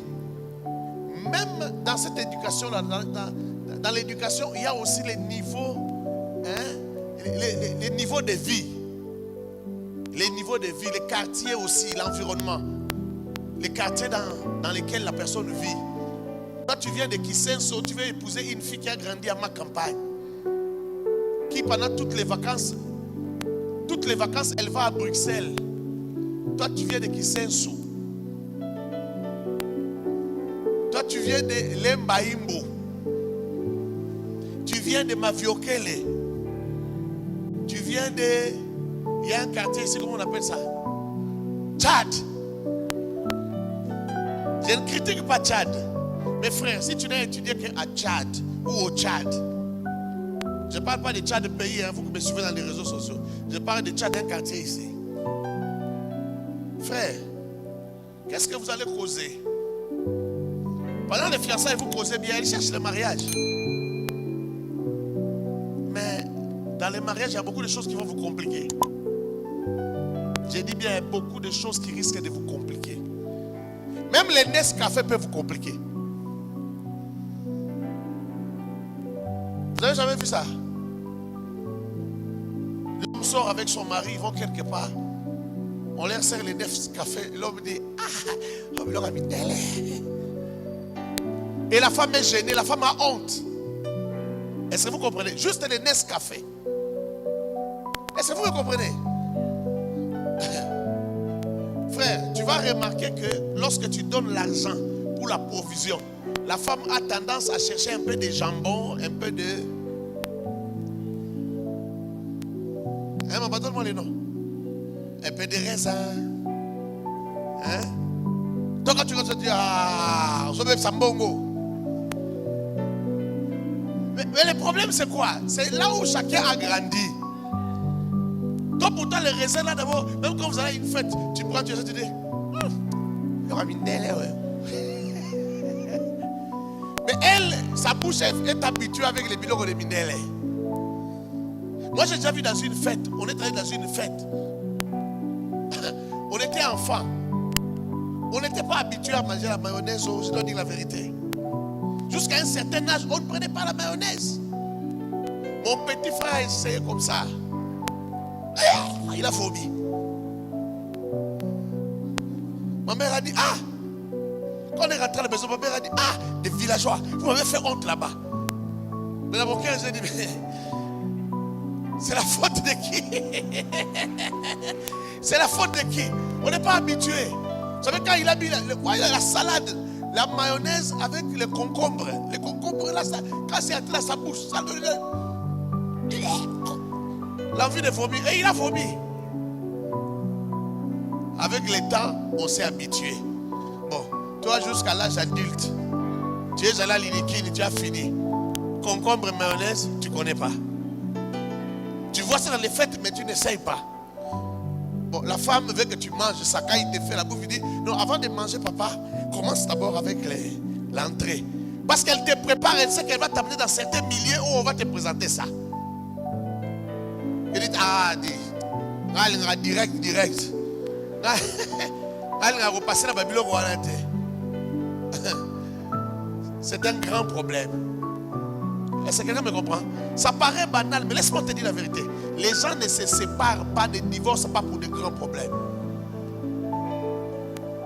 Allez demander à ceux qui ont divorcé. Ils ne divorcent pas pour de grands problèmes, ils divorcent pour des petites choses. Ce sont les petites choses qui séparent les gens. Donc, ça aussi, c'est une incompatibilité. Alors, il faut étudier les choses, il faut regarder, il ne faut pas négliger ces choses-là. Je ne vais pas revenir sur ce que la servante de Dieu a déjà dit. Mais moi, j'épingle certaines choses qui sont aussi importantes. L'environnement dans lequel on a grandi. Toi, dans ton environnement, les garçons et les filles ne causent pas. Mais elle a grandi dans un environnement où les gens se touchent parfois. Toi, tu ne veux même pas qu'on l'appelle au téléphone. Mais j'ai dit, elle a grandi dans un environnement où les gens se touchent. Garçon, fille, ah, comment ça va? Mathieu, ah, un petit câlin. Toi, tu as grandi, même quand on dit câlin, tu ne sais pas ce que ça veut dire. Ce que j'ai dit là, c'est vrai ou c'est faux? Ça va poser beaucoup de problèmes. Ça va poser beaucoup de problèmes. Il y a des filles que les hommes interdisent de causer avec, même des frères de l'église. J'ai parlé avec une dame, elle c'est déjà une maman, elle a plusieurs enfants maintenant. Une fille de l'AENA qui s'est connue avec un autre garçon de l'AENA.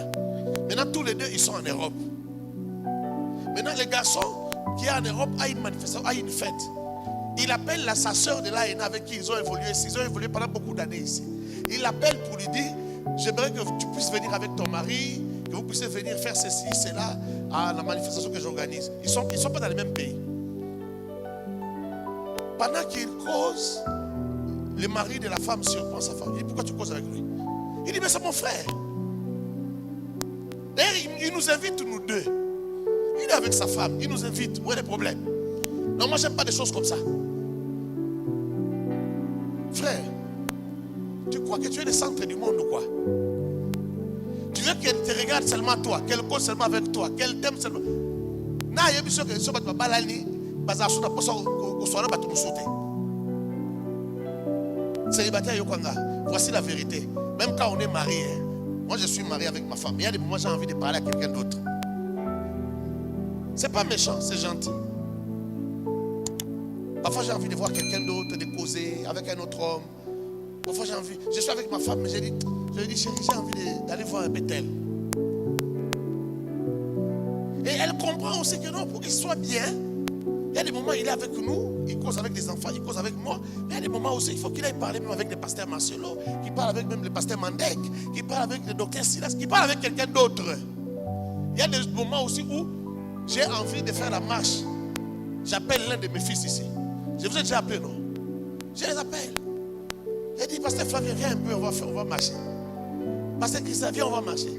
J'ai envie de marcher, mais avec quelqu'un d'autre. Est-ce que je n'aime pas ma femme? J'aime ma femme.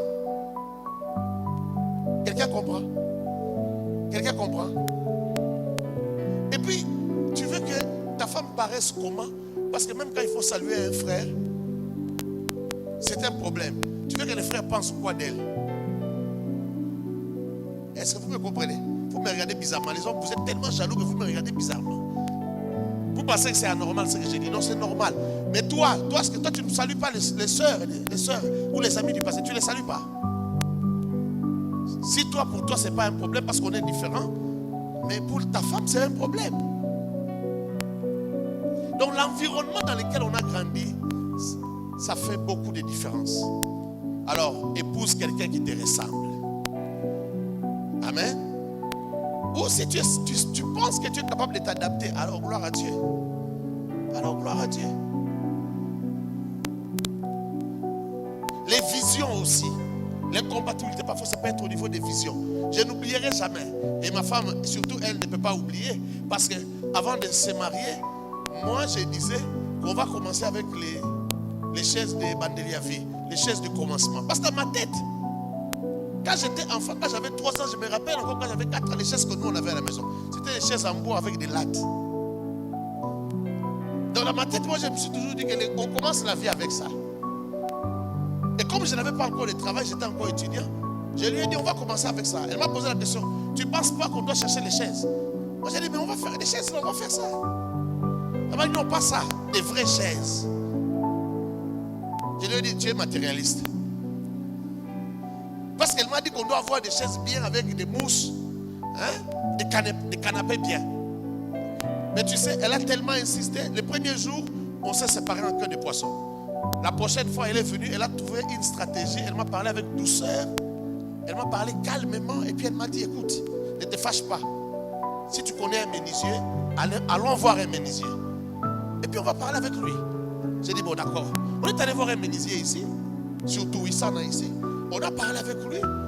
Et vous savez, je lui ai dit, est-ce que tu peux nous faire un canapé de 2 places, une chaise la seule place, et puis un pouf. Non, j'avais dit deux canapés de 2 places avec un pouf. Tellement que je ne voulais pas que ce soit, je pensais que ça allait coûter tellement cher. Mais cet homme-là nous a demandé seulement, à l'époque, seulement $115. Vous pouvez imaginer. Et je lui ai dit, bon, j'ai $50 d'avance ici. Je lui ai donné. Il a acheté tout le bois qu'il fallait. Quand nous sommes revenus la prochaine fois, je lui ai donné encore 50.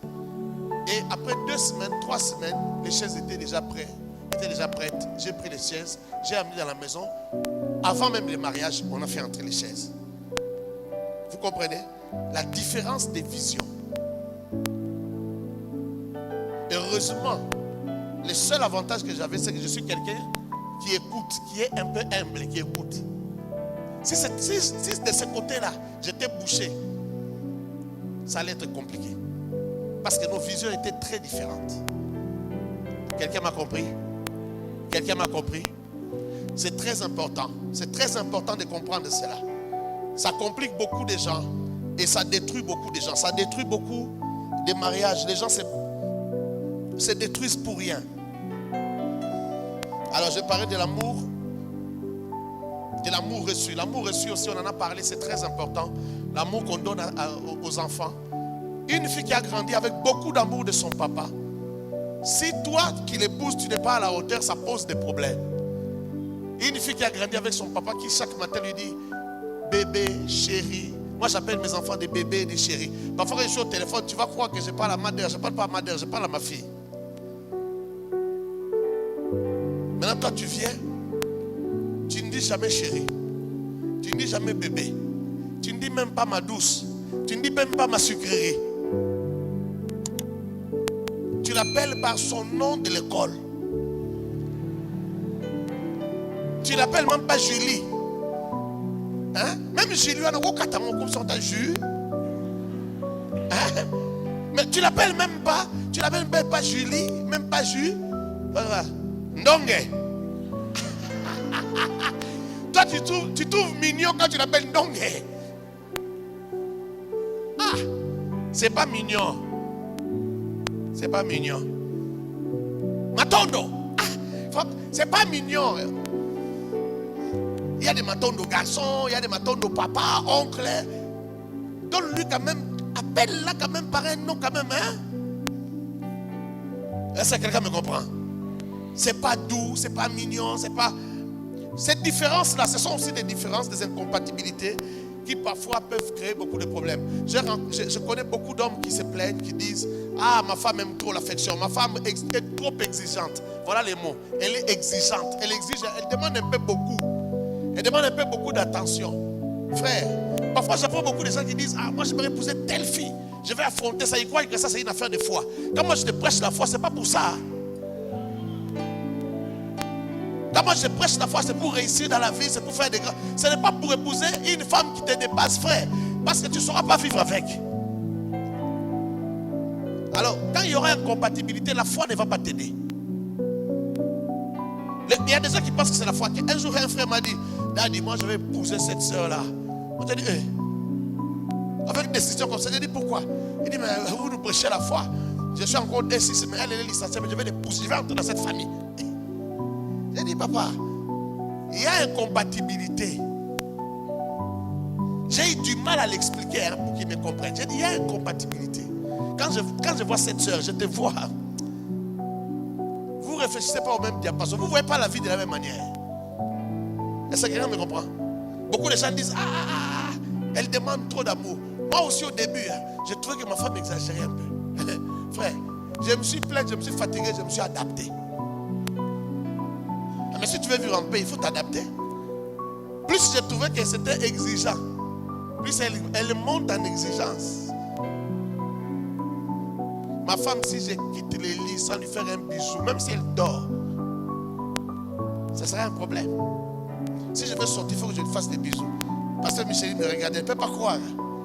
Cette lionne-là qui prêche l'évangile, elle a besoin de bisous.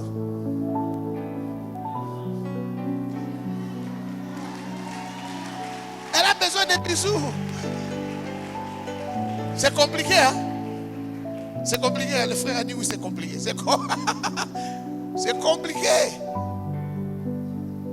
Et il y a aussi des jours où j'oublie. Hein? Parce que tu vois, pour que tu saches faire ça chaque jour, et 2 fois, 3 fois la journée quand tu bouges, il faut que tu aies grandi avec une maman à qui tu faisais des bisous souvent. Vous comprenez? Demain, nous nous adaptons. Nous nous adaptons. Moi-même, les bisous à ma mère, c'est ma mère qui me forçait. Hé, viens ici. Il attrape ma tête. C'était pas de moi-même. Est-ce que vous comprenez ça?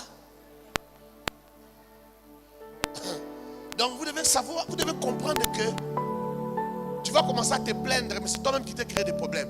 Prends quelqu'un qui te ressemble. Et prends quelqu'un avec qui tu peux t'adapter, tu peux t'ajuster et tu peux avancer. Si tu ne peux pas t'adapter, laisse tomber. Quelqu'un m'a compris? On ne se marie pas par défi. Et puis, les changements que tu veux vivre dans ta vie, avec ta femme ou avec ton mari, c'est mieux que tu connaisses ces changements avant. Hein? Vis ces changements-là avant de rencontrer la personne, c'est mieux. Ou pendant que vous êtes fiancé, fais déjà des efforts pour changer. Ça va beaucoup t'aider. Quelqu'un m'a compris, hein? Alors, j'aimerais insister rapidement sur les rencontres. Parfois, j'entends les gens dire, les mariages arrangés. Et les gens critiquent ça. J'ai vu même des gens nous critiquer ici à l'église. Mariage, on a pasteur, oh frère. Mais on nous a dit ce soir, il y a des mariages arrangés qui réussissent plus que des mariages que toi-même tu es allé trouver une femme en route. Oh, c'est mon goût. Est-ce que tu as la maturité de connaître les goûts, toi?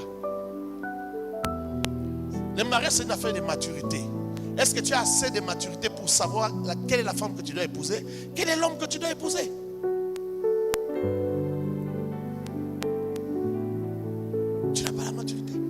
Il y a un frère qui travaille au Palais de la Nation là-bas, qui prie ici, qui m'a dit, pasteur, je te cherche, tout ça. On ne trouvait pas le temps. Un jour, j'étais en ville, je lui ai dit, tu es où? Il m'a dit, je suis au Palais de la Nation. J'ai dit, je viens. Comme ça, on va parler. Comme on ne trouve pas le temps de prendre rendez-vous, on ne respecte pas les rendez-vous à l'église. Je suis arrivé là, il voulait que j'entre à l'intérieur. Moi, j'ai dit non, on peut rester dans ma voiture, dehors, on cause rapidement. C'est 5 minutes, on finit. Réception pour Rosa Mananzela. Devant l'entrée là, il est entré dans ma voiture, on a commencé à parler. Il m'a dit non, mon problème c'est que ma maman veut que je me marie. Au boulot aussi, mon chef a dit il faut que je me marie. Mais moi je ne réussis pas avec les relations. Quand j'ai fait un pas vers une femme, ça se termine toujours mal. Je ne sais pas. Est-ce que j'ai un problème? Est-ce que les filles ne veulent pas de moi? Bon, je ne sais pas. Il y a aussi des filles qui me font la cour, mais moi je n'aime pas ces filles-là. Alors ma maman m'a dit, mon fils, sa maman est à Kikwit. Si j'étais avec toi, je t'aurais aidé à trouver une femme. Mais je ne suis pas là. Regarde un peu autour de toi. S'il y a quelqu'un qui peut t'aider à trouver une femme. Ne te marie pas seul, c'est très dangereux. Cherche quelqu'un pour t'aider. J'ai beaucoup aimé les conseils de cette maman. Cette maman a raison. Elle est consciente que ce n'est pas facile. Et puis sa maman lui a rappelé. Tu sais, quand tu étais enfant, on avait tel ami, tel couple ami. Tous ces amis de ton père là ont divorcé. Il y en a qui ont divorcé simplement parce que le mari est allé vivre, est allé pour les études en Europe. Le mari s'est cassé. Parce que la femme n'a pas pu rester fidèle. Mais regarde-moi, je suis resté avec ton père. Rappelle-toi même à un certain moment, ton père nous a abandonnés. Il est parti dans une autre province, il nous a abandonnés. Mais on l'a attendu. Épouse une femme qui pourra t'attendre. Alors tu as besoin de l'aide. Alors lui a regardé aussi, il a vu qu'il n'avait personne. Il a dit, je vais parler à mon pasteur. C'est comme ça qu'il m'a appelé. En même temps, pour moi, c'est une grande responsabilité. Parce que si je ne l'oriente pas bien, ça sera sur ma tête. Quand ils auront des problèmes, il dira toujours, tout ça c'est le pasteur. Il ne faut pas penser que c'est de la blague. Même pour nous, nous savons que c'est une grande responsabilité. Alors je lui ai dit, écoute, on va voir. Si je vois une fille bien, je lui dirai, je te dirai de te faire un peu ami. En tant qu'ami, dans l'amitié, toi-même tu vas juger si c'est bien pour toi. Si ce n'est pas bien, tu te retireras sans même lui dire que tu voulais l'épouser. Est-ce que vous me comprenez? C'est une occasion aussi de dire aux filles, quand vous êtes à l'église, que vos pasteurs aussi vous connaissent quand même. Je peux ne pas te connaître, mais je peux poser la question au pasteur Dieu. Est-ce que tu ne connais pas une fille qui a tel âge qui est comme ça, que tu trouves bien? C'est pas mauvais. Au village, il y a des gens, les familles s'arrangeaient, les enfants se mariaient. Il y a des mariages qui ont bien marché. N'est-ce pas? Ça, c'est le premier niveau de rencontre. Deuxième niveau de rencontre, c'est un ami. Un ami qui connaît un ami. Ou un ami qui connaît une amie. Une amie qui connaît une amie. Qui vous fait rencontrer. Vous vous côtoyez, ça marche, ça marche. Vous comprenez? Troisième type de relation, c'est, ça peut être ton pasteur ou ça peut être ton responsable qui te met en connexion avec quelqu'un. Et puis ça marche. Si ça ne marche pas, ça ne marche pas. Vous avez la liberté. Il vous a simplement connecté. J'ai déjà eu à le faire ici dans cette église. Et ça marche terriblement. Je parle d'un couple. Ils sont en Europe. Ça marche très bien. Je les ai simplement mis en contact. L'homme était en Europe. Il a écouté la sœur chanter. Il m'a appelé, il m'a posé la question. Est-ce que cette sœur-là, je sens que c'est ma femme. Moi, j'ai dit, tu ne l'as pas rencontrée. Je les ai mis en contact. Ils ont commencé à causer. Après 2 semaines de causerie, la fille est venue me voir. La fille m'a dit, ah mon papa, pourquoi tu m'as fait ça? Cet homme-là est bien. Tous les points que j'ai demandé à Dieu, ça correspond. Mais un seul point ne correspond pas. Mais c'est un garçon bien. Elle a même pleuré. Elle a dit, pour ce point ici qui ne marche pas, je ne vais pas l'épouser. Je lui ai dit, il n'y a pas de problème. Il n'y a pas de problème. Elle est partie à la maison. Après 2 semaines encore, elle est revenue. Elle dit, papa Tim, j'arrive pas à supporter, j'arrive pas à les laisser. Je l'aime tellement. Moi j'ai dit, si tu l'aimes alors, c'est bon, on va célébrer le mariage. J'ai dit, maintenant comme tu es sûr que tu l'aimes, tu es sûr, oui je suis sûr, tu es sûr que tu l'aimes, alors dis à ta famille. Elle a parlé avec son frère, elle a parlé avec sa maman. Sa maman est venue me voir, pasteur, tu es sûr? Moi j'ai dit, moi pour les garçons je suis sûr. Le garçon, son grand frère vient me voir. Est-ce que tu es sûr? J'ai dit, le garçon, je l'ai connu dans le passé, je suis sûr. Il est étranger, mais c'est un bon garçon. D'accord, le garçon est venu. Ils se sont vus. Ils sont restés pendant 2 semaines, 3 semaines. Ils se sont habitués, ils ont trouvé que c'était bien, c'était correct. Il est reparti et puis après il est revenu pour le mariage. Après il a pris la femme, ils sont partis. Ça marche jusqu'à aujourd'hui, ça fait 12 ans. Ça fait 12 ans. Ça marche très bien. J'étais là au mois de novembre, chez eux à la maison. Après 11 ans de séparation. On est resté là, on a causé toute la nuit. Je n'ai pas dormi. On m'avait préparé un lit, mais je n'ai pas dormi. J'étais là seulement pour un seul jour. Donc on a commencé à causer toute la nuit, jusqu'à demain matin. On a causé. Je pensais que je me suis lavé, je suis parti. Ils vivent très bien. Vous savez, les gens qui ne s'entendent pas bien, même en causant, même quand le pasteur est là, ils vont se chamailler. Vrai ou faux? Même quand le pasteur est là, ils ne sauront pas faire semblant parce qu'ils se chamaillent tout le temps. Donc, mariage arrangé, ça ne veut rien dire de mauvais. Il faut juste avoir de la sagesse.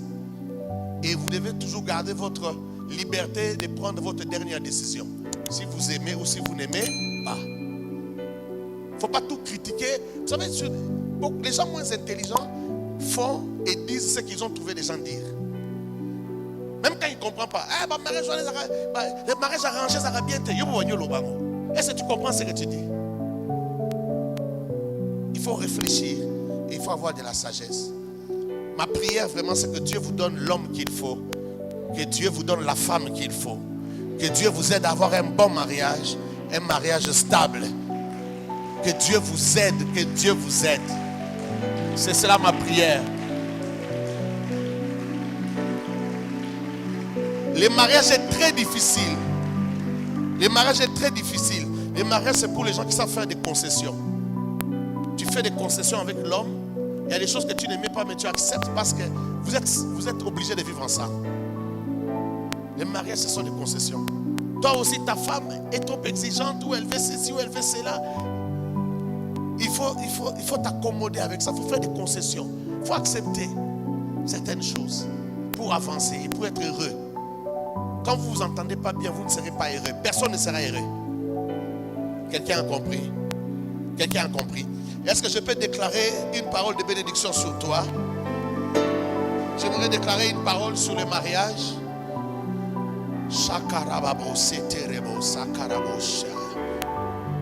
Que le Dieu des miracles, le Dieu des possibilités illimitées t'accorde la grâce d'avoir un bon mariage.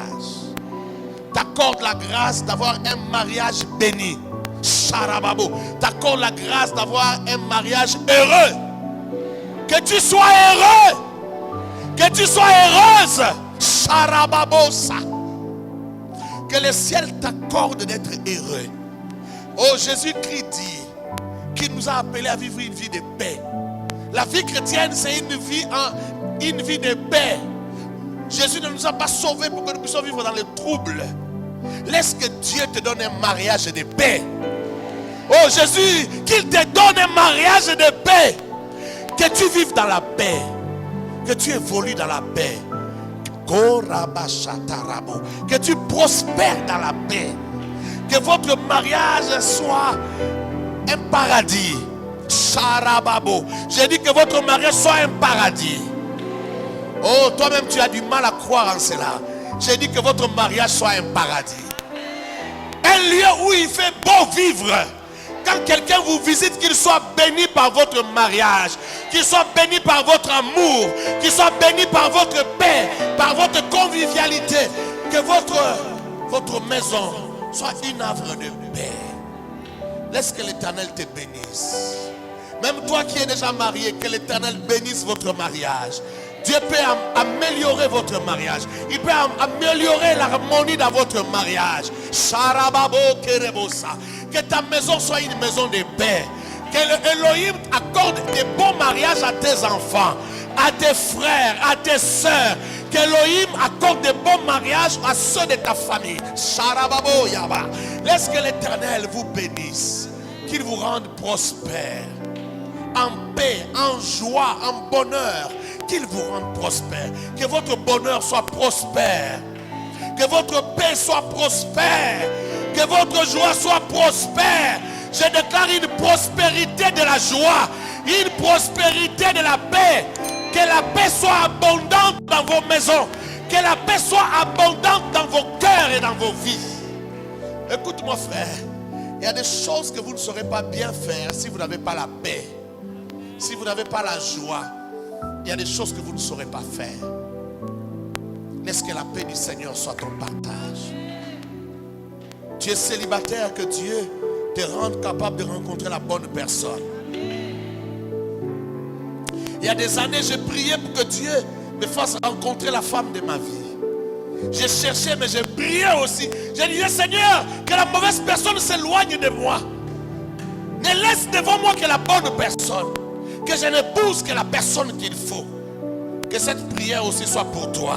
Charababo. Que cette prière soit aussi pour toi. Que cette grâce te soit aussi donnée.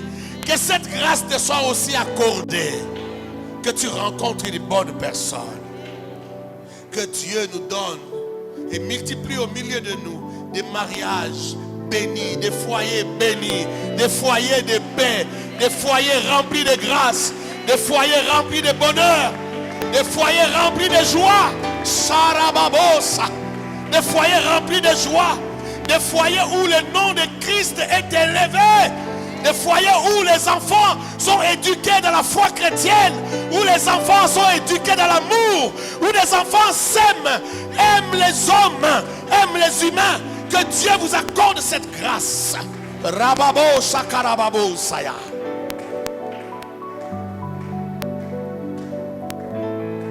Si vous n'êtes pas encore prêt pour un bon mariage, que l'Éternel déracine de vos cœurs des épines, les épines qu'il y a dans vos cœurs, qui ne peuvent pas rendre une femme heureuse, qui ne peuvent pas rendre un homme heureux. Que l'Éternel arrache ces épines. Sarabayabarabosha. Nzamba pikola banzube mitema, érosion, il y a ma blessure intérieure. Qu'il arrache cela, qu'il déracine ça de votre cœur. Et que vous soyez capable d'aimer, d'être aimé et de bâtir des mariages bénis, des foyers bénis, des foyers de paix, des foyers remplis de grâce. Quand quelqu'un entre chez vous, qu'il trouve la grâce, qu'il trouve le bonheur, qu'il trouve la joie, qu'il se sente au paradis, qu'il sente l'amour en étincelle dans tout le coin de votre maison. Sharababo sekereboya. Que l'Éternel vous bénisse abondamment. Que l'Éternel vous bénisse abondamment. Que l'Éternel vous rende prospère. En amour, en joie, en paix. Oh, alléluia. Je prie que le Seigneur vous donne les finances pour les mariages. Qu'il donne à ton fiancé, ce qu'il faut pour ton mariage. Qu'il vous donne des finances. Rabababo sheke. Oh frère, que Dieu bénisse tes finances. Si c'est la chose qui t'empêche de te marier, que Marebo Sakarabo, qui te donne les finances qu'il faut, qu'il te donne aussi le cœur qu'il faut pour ce mariage-là. Que Dieu bénisse vos finances. Vous qui traversez des moments difficiles dans votre famille, des moments difficiles dans votre mariage, parce que les finances ne sont pas au rendez-vous. Que l'Éternel vous fasse grâce. Que l'Éternel vous donne des idées. Que l'Éternel vous donne la sagesse, la force d'entreprendre, le courage de commencer quelque chose. Et que Dieu mette les finances dans vos mains. Qu'il vous accorde la grâce. Oh, je déclare la délivrance. Je déclare la délivrance. Je déclare la délivrance. Je déclare que les limites se cassent. Que les limites se cassent. Que les limites se brisent. Que les limites se brisent. Que les limites se brisent. Que vous soyez capable d'accomplir vos projets. Et que vous puissiez vivre des moments bénis dans les mariages. Parce que c'est Dieu qui a prévu cela. C'est Dieu qui a arrangé cela. Que vous puissiez les vivre. Dans les noms de Jésus. La servante de Dieu va aussi déclarer sur vous.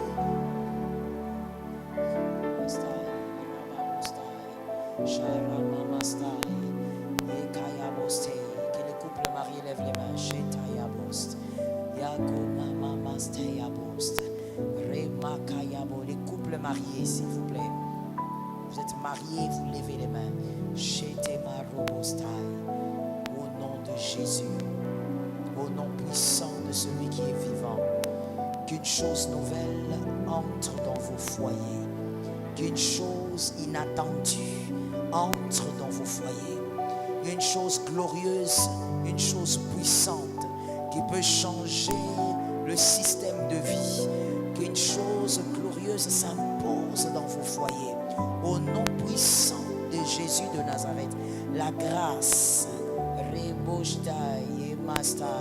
la grâce, que les choses impossibles deviennent possibles par la grâce, que les choses difficiles deviennent possibles par la grâce. Jésus est vivant et Jésus n'est pas un homme. Il est redoutable et il est incomparable. Je déclare la gloire des dieux sur tous les couples présents. Au nom de Jésus de Nazareth. Merci Saint-Esprit. Appelez-moi monsieur là-bas. Venez monsieur s'il vous plaît.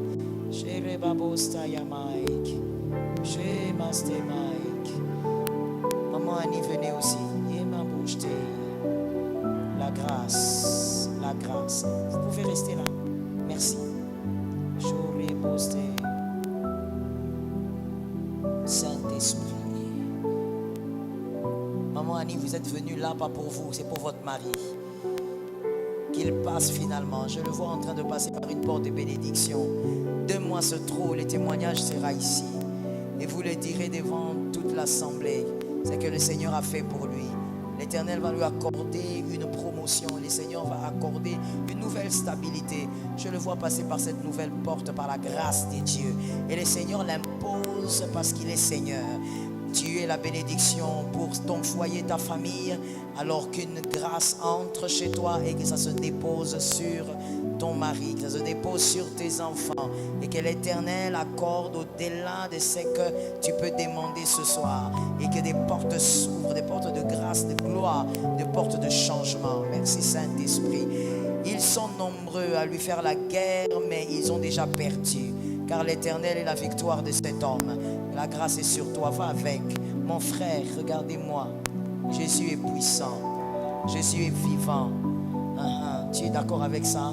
J'étais en train de devoir marcher, mais au devant de toi, c'est comme s'il y avait quelqu'un qui jetait les excréments pour que toi tu marches toujours au milieu des excréments. C'est le pouvoir de la sorcellerie qui veut t'empêcher de saisir les miracles des dieux.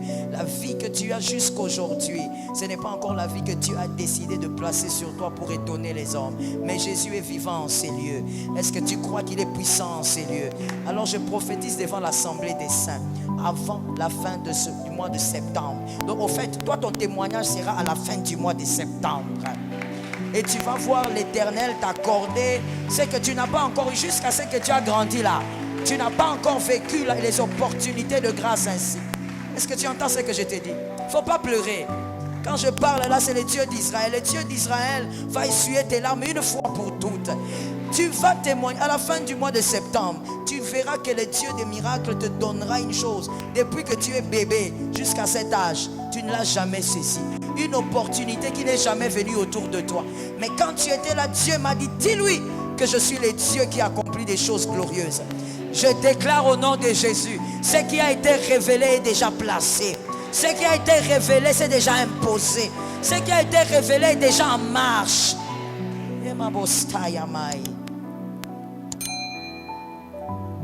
Essuie tes larmes. Jésus est fidèle. Va avec l'onction.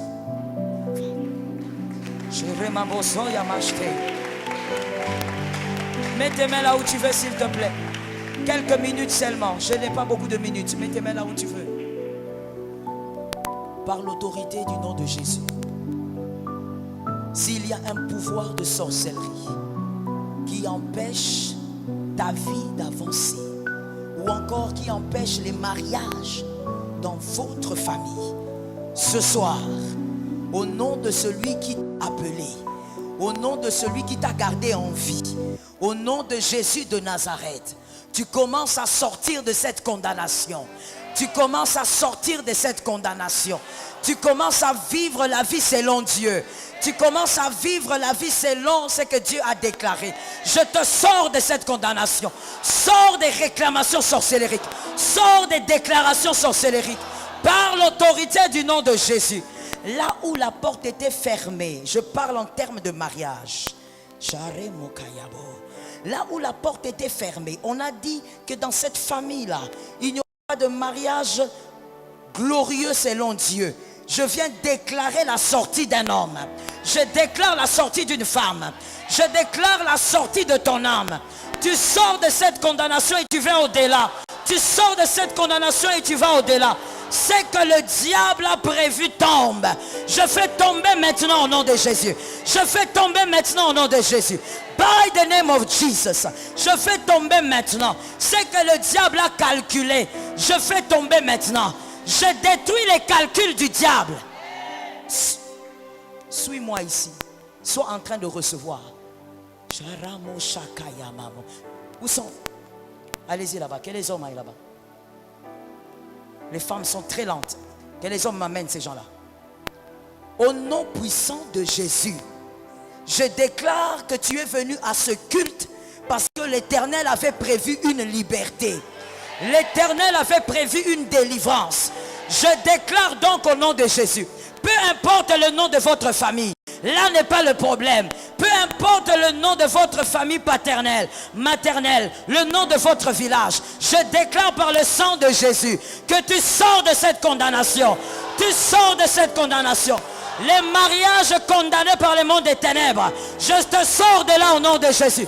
Tu es la porte de la victoire, la porte du changement, la porte du miracle, la porte du changement. Oh, j'entends dans mon esprit, il est la porte du changement. Tu es la porte du changement. Je te sors de la condamnation. Je te sors de ses limites. Personne ne te condamnera ce soir. Vis la vie de Dieu. Lord, mets les mains sur la tête.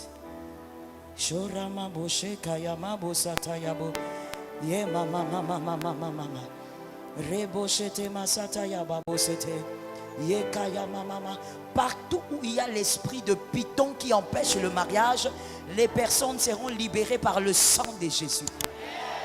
Et si toi tu n'as pas ces problèmes-là, le sang de Jésus va amplifier la gloire. Esprit impur, vous ne pouvez plus condamner cette âme-là. Ce soir, c'est son culte.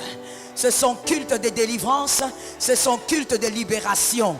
C'est son culte... Merci Saint-Esprit. Je suis en train de voir certaines âmes en train de sauter comme sautant des fils. En train de sauter comme sautant des fils. Et le Seigneur me dit, elles sont en train d'aller à des endroits spirituels qu'elles n'étaient pas permises d'aller. Je déclare au nom de Jésus, tu iras là où le diable n'a pas prévu que tu ailles. Au nom de Jésus, je déclare, tu iras. By the fire and by the power. Tu iras. Le nom de ta famille, j'y mets le sang de Jésus. J'y mets le sang de Jésus. Si on avait parlé contre le nom de cette famille, je mets le sang. Je mets le sang. Ce soir, le sang de Jésus rencontre un nom.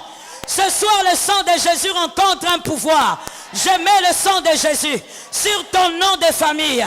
Au nom de Jésus, cette année ne doit pas s'achever ainsi. L'Éternel a prévu des choses. Cette année ne va pas terminer ainsi. L'Éternel a prévu d'aller au-delà des limites. Cette année ne va pas se terminer ainsi. Toi, tu dois rencontrer l'homme de ta vie, la femme de ta vie. Cette année, by the name of Jesus. Au nom de Jésus, cette année, au nom de Jésus, que l'on sache que dans cette maison, il y a un Dieu. Que l'on sache que dans cette maison, il y a un Père. Le Père éternel, le Père redoutable. Soyez rapides, le Père puissant. Je prophétise, toi, le nom de ta famille, je mets le sang de Jésus. Je trempe le sang de Jésus. Je trempe ton nom dans le sang de Jésus. Voici la victoire pour un